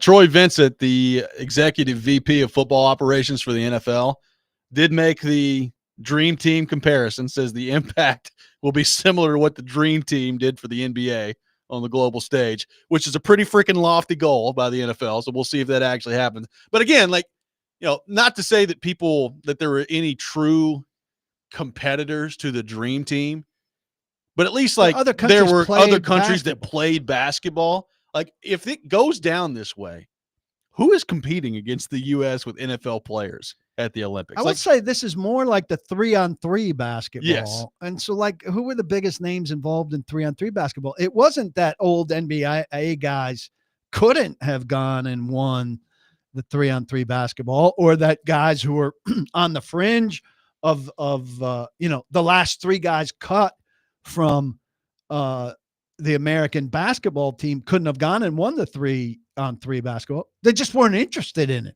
Like most of us. How much 3-on-3 basketball did you watch in the Olympics? Very little. Less than volleyball, less than swimming, less than track Actual and field, basketball. less than Olympic sports. And I still appreciate the Olympics for being Olympic sports. All this peripheral stuff that comes and goes, the baseball, the golf, like, it's a curiosity. It's not the Olympics to me. Yeah, I mean, I'm again, like, maybe it does have some sort of impact globally. Now, again, flag football and actual NFL football are different sports. Not that the NFL players won't translate to flag football, because I mean, when you're the fastest, the strongest, the most accurate, that's going to translate to flag football. But I mean, if you're trying to grow your game, we'll see how it goes. I doubt very seriously it's going to have the same global impact that the Dream Team had on basketball And around the country. here's what'll have a massive impact. Somebody tearing his ACL at that. And it's kind of a carve out from some training camp, maybe, or it's right before training camp, might cut into the very beginning of training camp. Somebody suffers a significant injury there, this whole thing's going to get rethought. Now, it can only be one guy per team, I think. Now, there could be other NFL guys in it playing for a country where they have citizenship, and we know the league has several of those. If you have an international exemption, like Thomas Odukoya has, you can, depending on what your federation of that country has, you're eligible to play for them. Another marketing angle here for the Titans, separate of the Olympics. And I've thought, and I think a lot of us have thought, that as these teams around the NFL have planted flags in international markets, that it was a mistake for the Titans not to get involved in this. And my kind of vague understanding was that they thought, we have our own marketing challenges at home and in America, and we need to deal with that. So I wonder that it was initially reported by Nick Suss and quickly announced by the team yesterday that they are now one of, I think, 5 teams that have marketing rights in Ireland. Yep. I wonder if that wasn't more presented to them by the city, thinking, hey, we've got some Music City kind of connections with Ireland. And now, and this was emphasized by them and what they said, a direct flight. Yep. Is that all it takes? A direct flight and some Celtic music? Maybe so. But look, I think any NFL team would be crazy to be passing on the international marketing opportunities. You go over there, have some kind of marketing presence, stir up some fan clubs in some pubs, that creates some people over there deciding, we've got people here shopping for EPL teams all the time. I was just about to bring that up. Braden Gall's about to do a podcast series on that. He's going to pick an EPL team. So if somebody in Ireland is picking an NFL team, you're now presenting yourself as an option for them. Say they decide, hey, this is a rebuilding team with a first quarterback in the draft. I'm going to pick the Titans. And then eventually they hop on that flight, the direct from Dublin to Nashville, and they come here. Well, I mean, we're a tourism town first and foremost. And they come here and they buy some Titan stuff and they take it back and they wear. I mean, all that little bit does some stuff for you. And next thing you know, you take your wife on a vacation to Dublin and you see a Cam Ward jersey or two. Yeah. And those are seeds. And that's really healthy and good, considering how much the NFL is pushing itself. But I do think, tell me if you agree with this, I think as a fan sport, the NFL can grow internationally. People can be interested in it. But that doesn't turn it into a playing sport in most places. I would agree with that. And also, we're seeing the NFL try to expand where they're going with some of these games, right? Like they went to Brazil last year. They're going back to Brazil this year. They're going to, all over Europe Australia. at this point. They're eventually going to end up in China at some point and try to go all that route. So they're trying to expand it globally, and I get that. As if you're a Titans fan that's been over when they've gone to London, I'm sure you really enjoyed the experience. For somebody who is has been here in the United States, and Packers are my team. They played in Brazil last year. Like, I want no part of that. The coaches will never they'll never say it. The coaches want zero part of it. Joe Burrow got out there yesterday and was like, yeah, send us overseas. It would be great. So some players do really like it. But I think by and large, the teams themselves look at it and they say, yeah, great. This is just a big nuisance. Well, Joe Burrow's thinking the same thing. My jersey selling in new exotic places, or not exotic, helps me and helps us, Yeah. And I just as soon go play internationally as for the fourth time in 4 years, play on a short week in Baltimore. Yeah. Which is just ridiculous. It's really amazing how it's worked out that way. That. Yeah. I mean, that is not an accident. No, that's not. That is unfair competition stuff. If you're looking, I tweeted this when Warren Sharp tweeted that out. If you're looking for NFL injustices and conspiracy stuff, look there. How did the Bengals not get the Ravens at home on a short week? How does that not balance out over the course of 5 years? Yeah, that's not good. 615-737-1025, our phone number. Some of your reaction to get to on the NFL flag football front. We'll do that. Coming up next, get back into the Titans as well with PK. 615-737-1025. Robby and Rexrode, 1025-1063 The Game.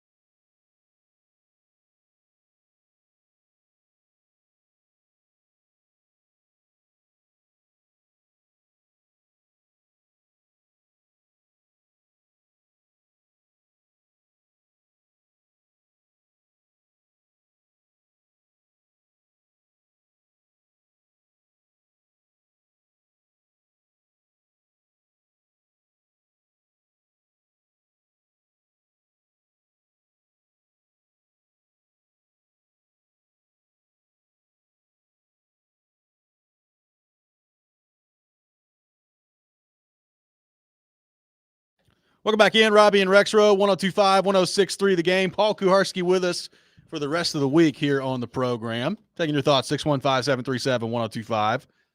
Matt from Camden throwing it out there. Who we think's playing quarterback for the U.S.?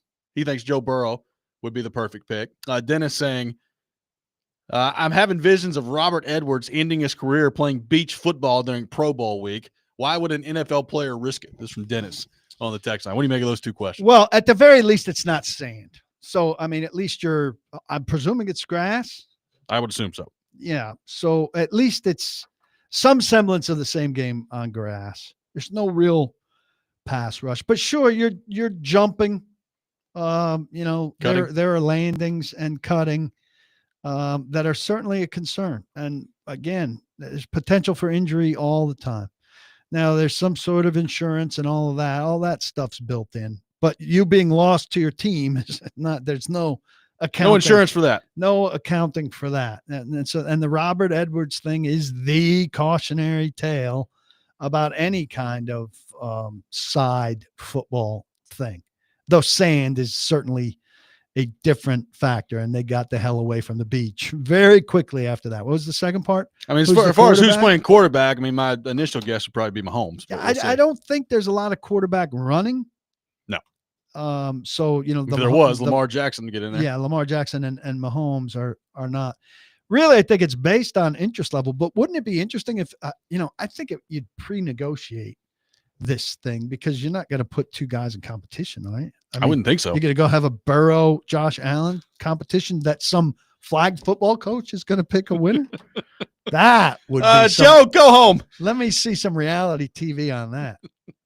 There's your Hard Knocks right there behind the scenes of the USA team in 2028. Jordan would mess that up. She'd want some ownership and executive producer credits. What a wild story. What's her last name? Hudson? Yeah, Hudson. Jordan Hudson. Apparently they're now engaged, according to the New York Times article. The New York Times article. Was that Athletic or New York Times? It's kind of weird. I think it was a New York Times. I think it was New York Times. Yeah. It's bigger than the Athletic. Whole thing's weird. Although people have on the YouTube chat, Stilly apparently spent a lot of time on Belichick yesterday. Like, I get why the Belichick thing is a national story. It's Bill Belichick, so I understand it. Like, how much do people around here actually care about? I think people around everywhere care about it. Okay. I mean, here's a guy that was a master of control that now is giving away a segment of control. The master of minimizing distractions, creating an ultimate distraction. I mean, if I hate to use that phraseology, but 10 years ago, I tell you that this guy's going to be in a fisherman's outfit with a young girlfriend dressed as a mermaid, and he's fishing her out of the seashore. I mean, it's unfathomable. It really is. It's just such a striking contrast. And in the sports world, striking contrasts, they sell. There's no doubt. There's no doubt about it. But hey, if they're engaged, congratulations to them, I guess. And I mean, I just, for some reason, it heightens my curiosity about how UNC is going to do this season. Yeah. And for some reason, it makes me really want them not to do well. Yeah, I think there's a lot of that. Is that wrong? I don't think so. Are most people feeling that? I think most people are. But it could be a glorious tire fire to watch happen. Caleb with a vote for Baker Mayfield as starting quarterback for USA on the text line. Baker's getting a little old, isn't he? He's not as old as you think. He's probably his late 20s. He's 30. He's 30, so he'll be 33. Yeah. I mean, is 33 old for a flag football player? I think of it as a kid's game. I do too. mostly because kids play it. Mostly. Who knows? Maybe Cam Ward is the quarterback, brother. Maybe you're heading to the Olympics and you're covering Cam Ward as Team USA's quarterback here in 3 years. What do you think of that? That would be very budgetarily difficult. I think I might not be able to pull that one off. That might be TV covered. I mean, I will say, people bring up the how many players are going to want to participate. I mean, some of it, like the opportunity to go get an Olympic gold medal is pretty cool. So I think you're going to find enough NFL players that want to go do that. Will these players live in the Olympic Village? That's a good question. I say yes. I say the quarterback gets like a phenomenal Airbnb, like a 20-bedroom mansion with a pool and the whole deal, and they operate out of there. They just come do their own thing. I mean, it is nice that the first time they're going to do But this. they walk through the Olympic Village, Yeah. and Mike Tirico narrates them walking through the Olympic Village, and they bring like cupcakes for everyone. I mean, it is nice that the first time this is going to happen is going to be in the United States. So, a little home field advantage for Team USA. I mean, I would not get within.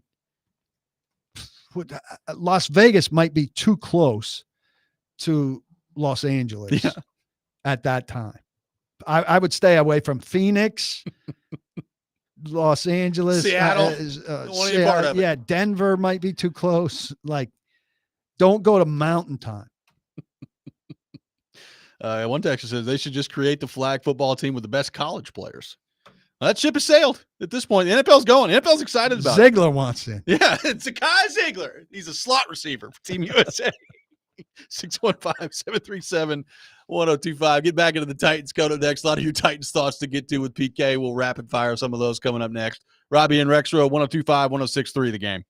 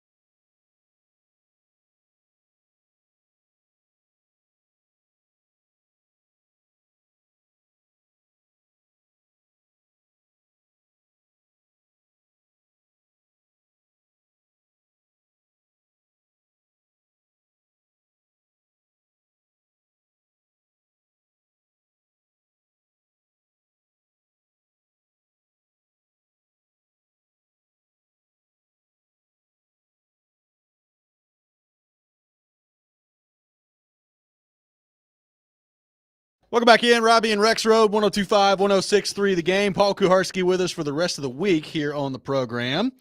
Got some tickets to give away to see Penn and Teller at the Ryman Auditorium coming up on Wednesday, June the 11th.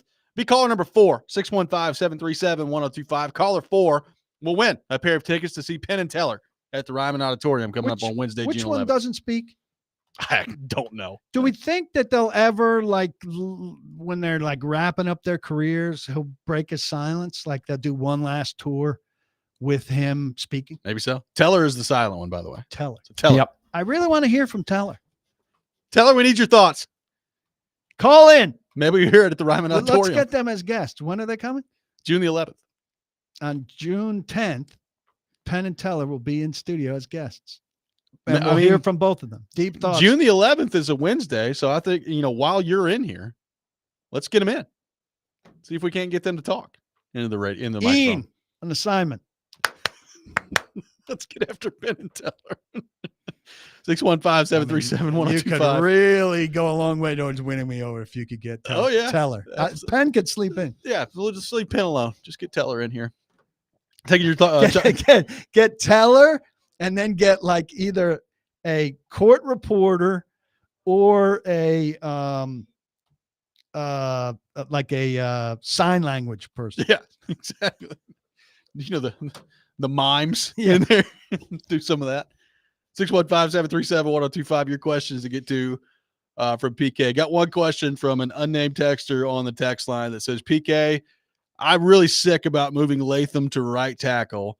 It feels like they gave up on him being the franchise left tackle way too early. What do you make of that idea? And is there any way they move him back if the Dan Moore experiment doesn't work in the next couple of years? Oh, please don't open the door for Dan Moore failing. Yeah. I mean, if Dan Moore fails, then they're back to the drawing board. You'd probably be drafting one at that point again. Yeah. Which I'm sure is exactly what Titans fans want to hear.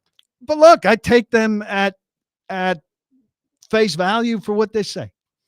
They needed a tackle for sure. They needed, conceivably a right tackle. They go into free agency.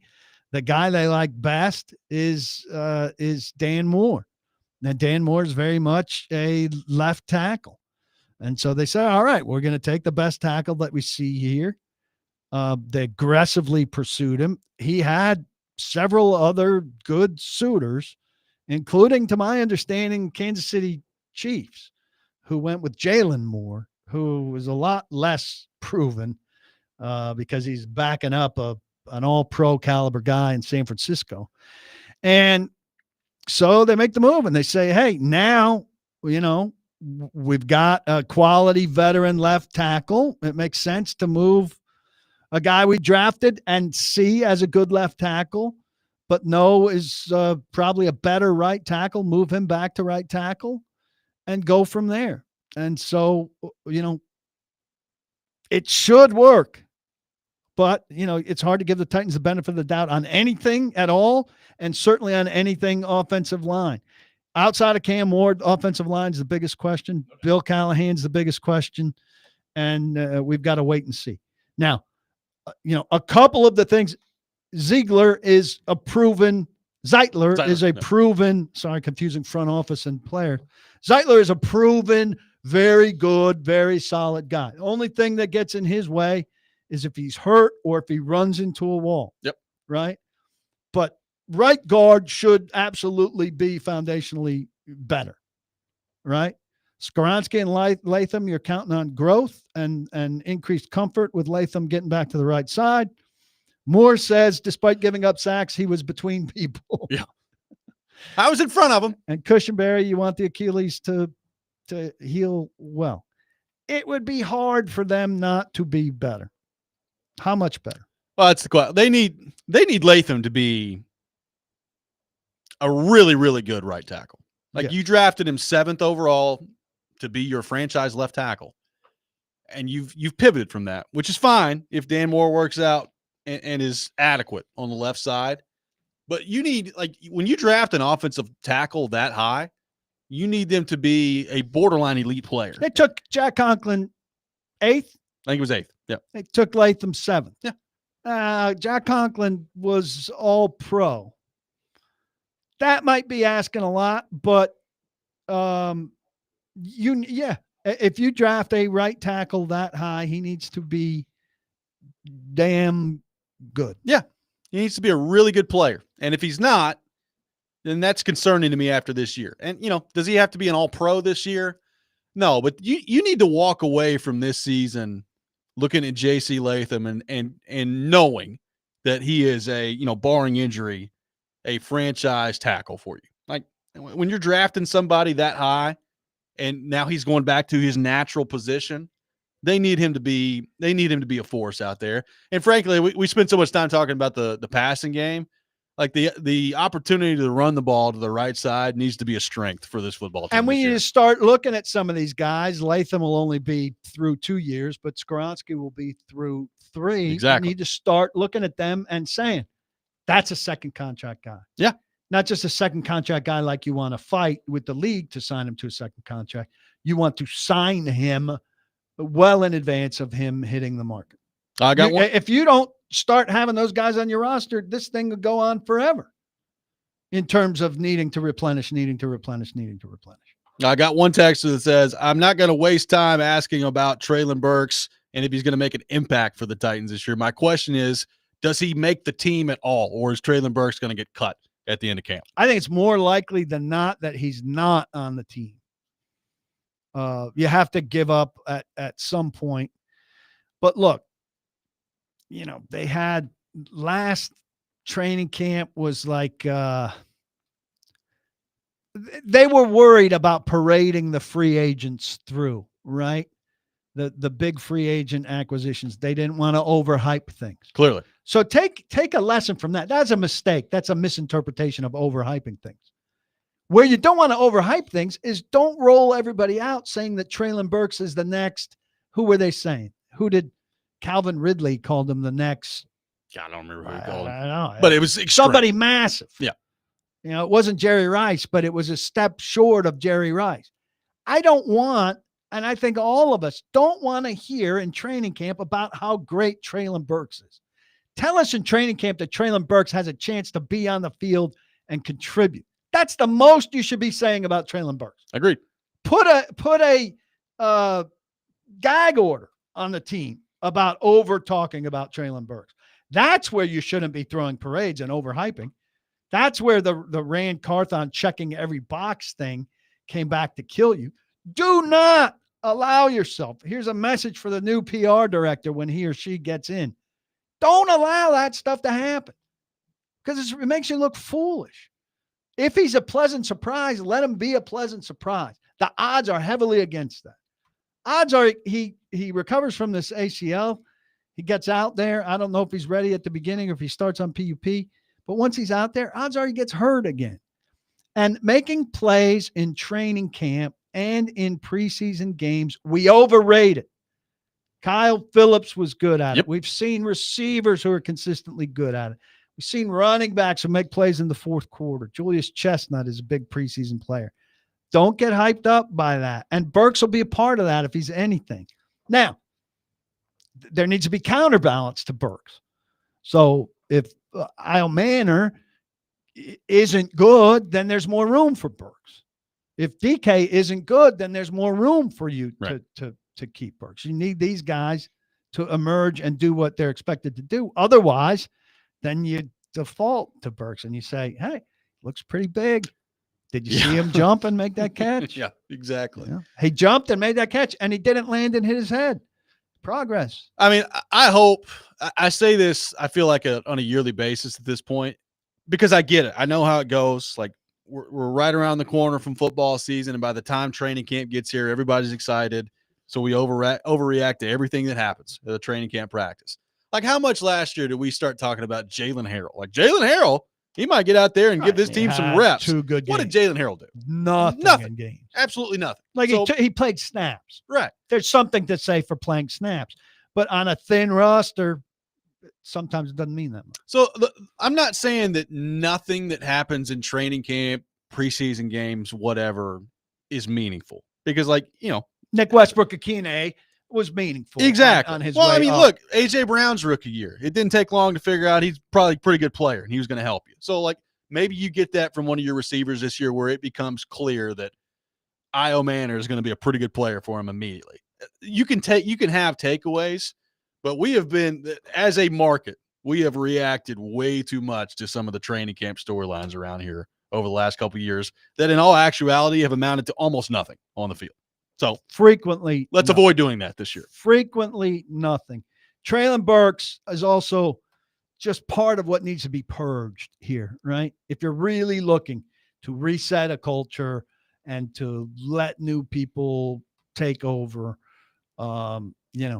is Tyler Lockett better running that room with Traylon Burks in it or without him? Probably without. It's a rhetorical question. Yeah, exactly. So I just would caution, it's going to happen with Cam Ward. Like, I know that heading into this. Like, there is going to be so many. Look, did you see Cam Ward out there today? He was great. And their Titans fans are going to eat that up. Or Cam Ward threw 3 picks at training camp today. Did you see that? Like, with the quarterback, it's going to come naturally. Well, people are going to keep his numbers. Yeah, which for sure. is one thing, which is, Mariota didn't throw a pick during that one camp or until the very end of that one camp. Well, what did that translate to? You always have to keep in your back of the mind. There are limitations as to what practice and training camp and all that means when it comes to the actual games. You brought up the offensive line, and you've been consistent on this about, it's a new offensive line. You've structured it differently, but there's no excuses for like coming together and taking 4 or 5 games into the season to hit your stride and develop chemistry. And they're going to get tested right off the jump, as we know in the Denver game. Your confidence level that this team and this coaching staff with some guys that have played a lot of football on the offensive line can do that and be ready to go from the jump. I have to get a better feel for Moore and for Zeitler. I haven't seen Zeitler yet or talked to him. And Cushenberry's health going to factor into that too, and for sure. Cushenberry's health. I think it should definitely be there, but I can totally hear them saying 3 weeks in, like, still need time to gel, still a new group, still working on cohesion. I think one of the important keys to it, Robbie, is, no camp injuries. You can't have a guy out with a bad toe or a groin strain. And I don't know that health has been an issue for them in training camps with these guys, but you need that. Lack of talent has been an issue. Yeah, you need that to continue, right? And I just don't know. I want to be optimistic there, but I'm tapping the brakes on all of my optimism. That's my off-season theme. I have one more segment with PK to get to your Titans questions coming up next. 615-737-1025. Check out this week's Nashville's Best Deal. It's Beach Bend Park and Splash Lagoon with a buy one, get one free admission. Beach Bend Park and Splash Lagoon, where parking, tubes, and sunscreen, always free. Get this great deal now at theGameNashville.com/deals while supplies last. This is Robby and Rexrode, 102.5, 106.3 The Game.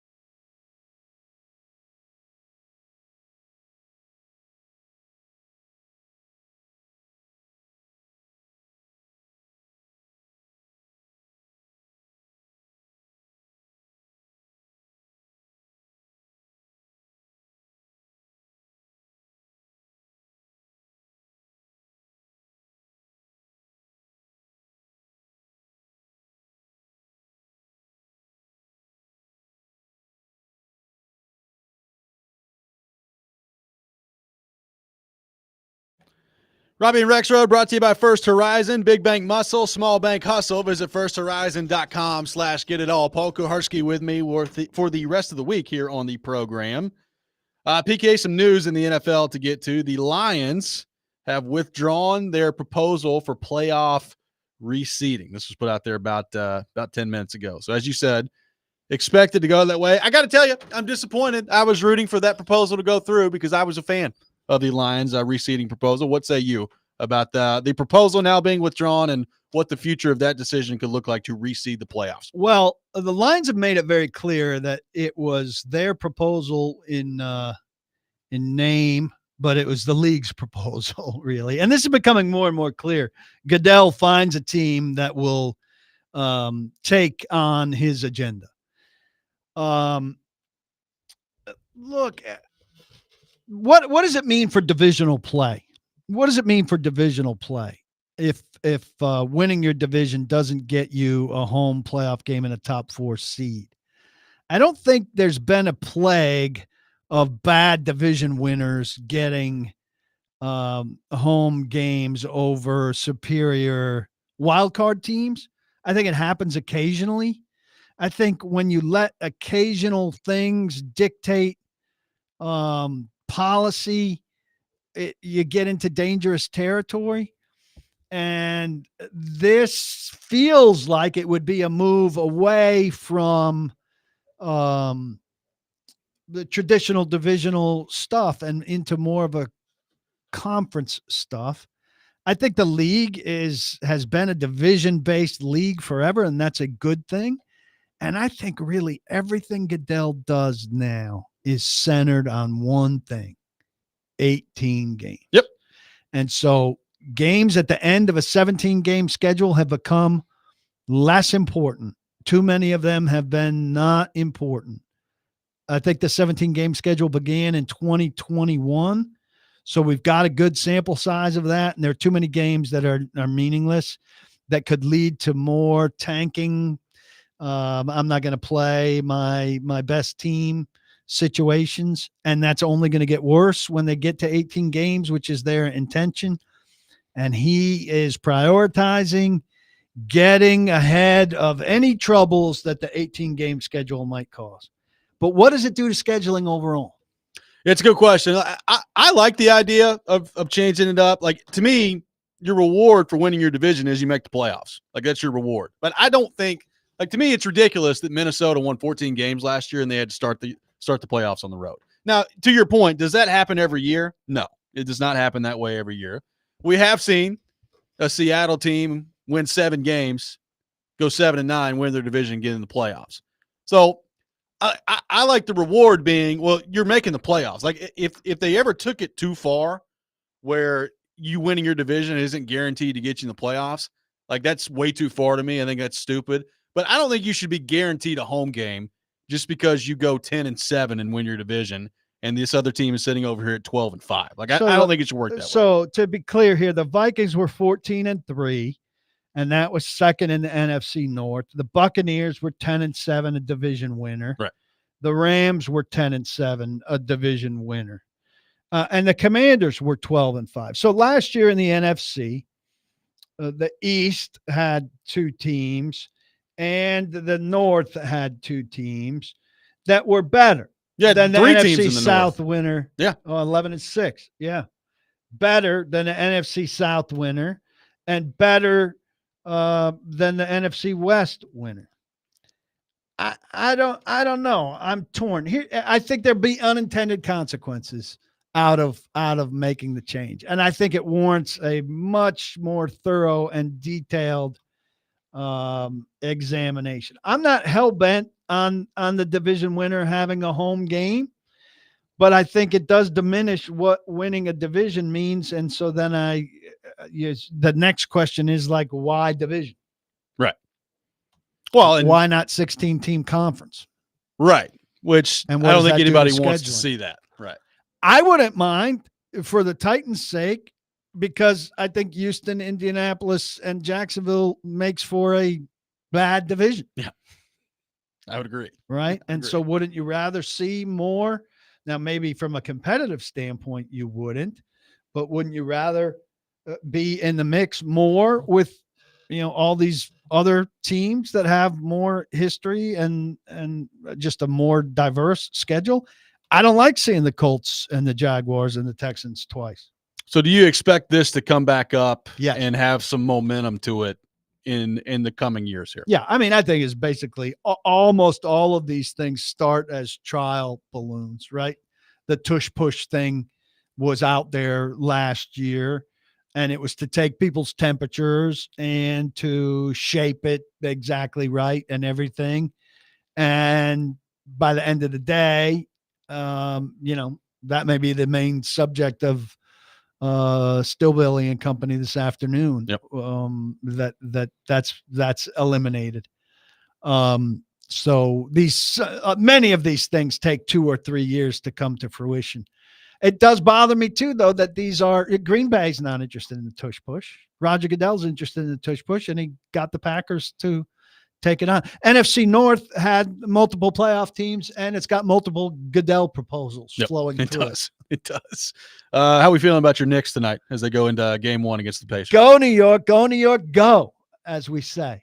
Look, Ian and PK fired up about I'm the not Knicks. going to pretend to have been on the Knicks bandwagon all the way, but I sure as hell am on it now. So much so that I might even watch the first half of an NBA game, which we know has literally no effect on what happens in the game ultimately. Is there an amount of threes that either team could take tonight where you're just like, I can't do this anymore? I think I'm not doing it. I think Boston is the mountain peak for that. So I know nothing about the Pacers. I'm curious to see who they are and what they're about. But I'm all in. New York, baby. We're going to the finals where Joe says we have no chance. In the Final Four. Yeah. You have no chance. No, he said if the Knicks get to the finals, they finals, have zero chance. And I say Las Vegas will say otherwise. That does it for us today here on the program. Don't block the box. Be sure to lock your locks. Thanks for having me. I'll be back tomorrow. PK will be back with me the rest of the week here on the program. Stilly on the show tomorrow. Charles Robinson will be with us as well. Jason Big Joe coming up next. You're listening to 102.5, 106.3 The Game.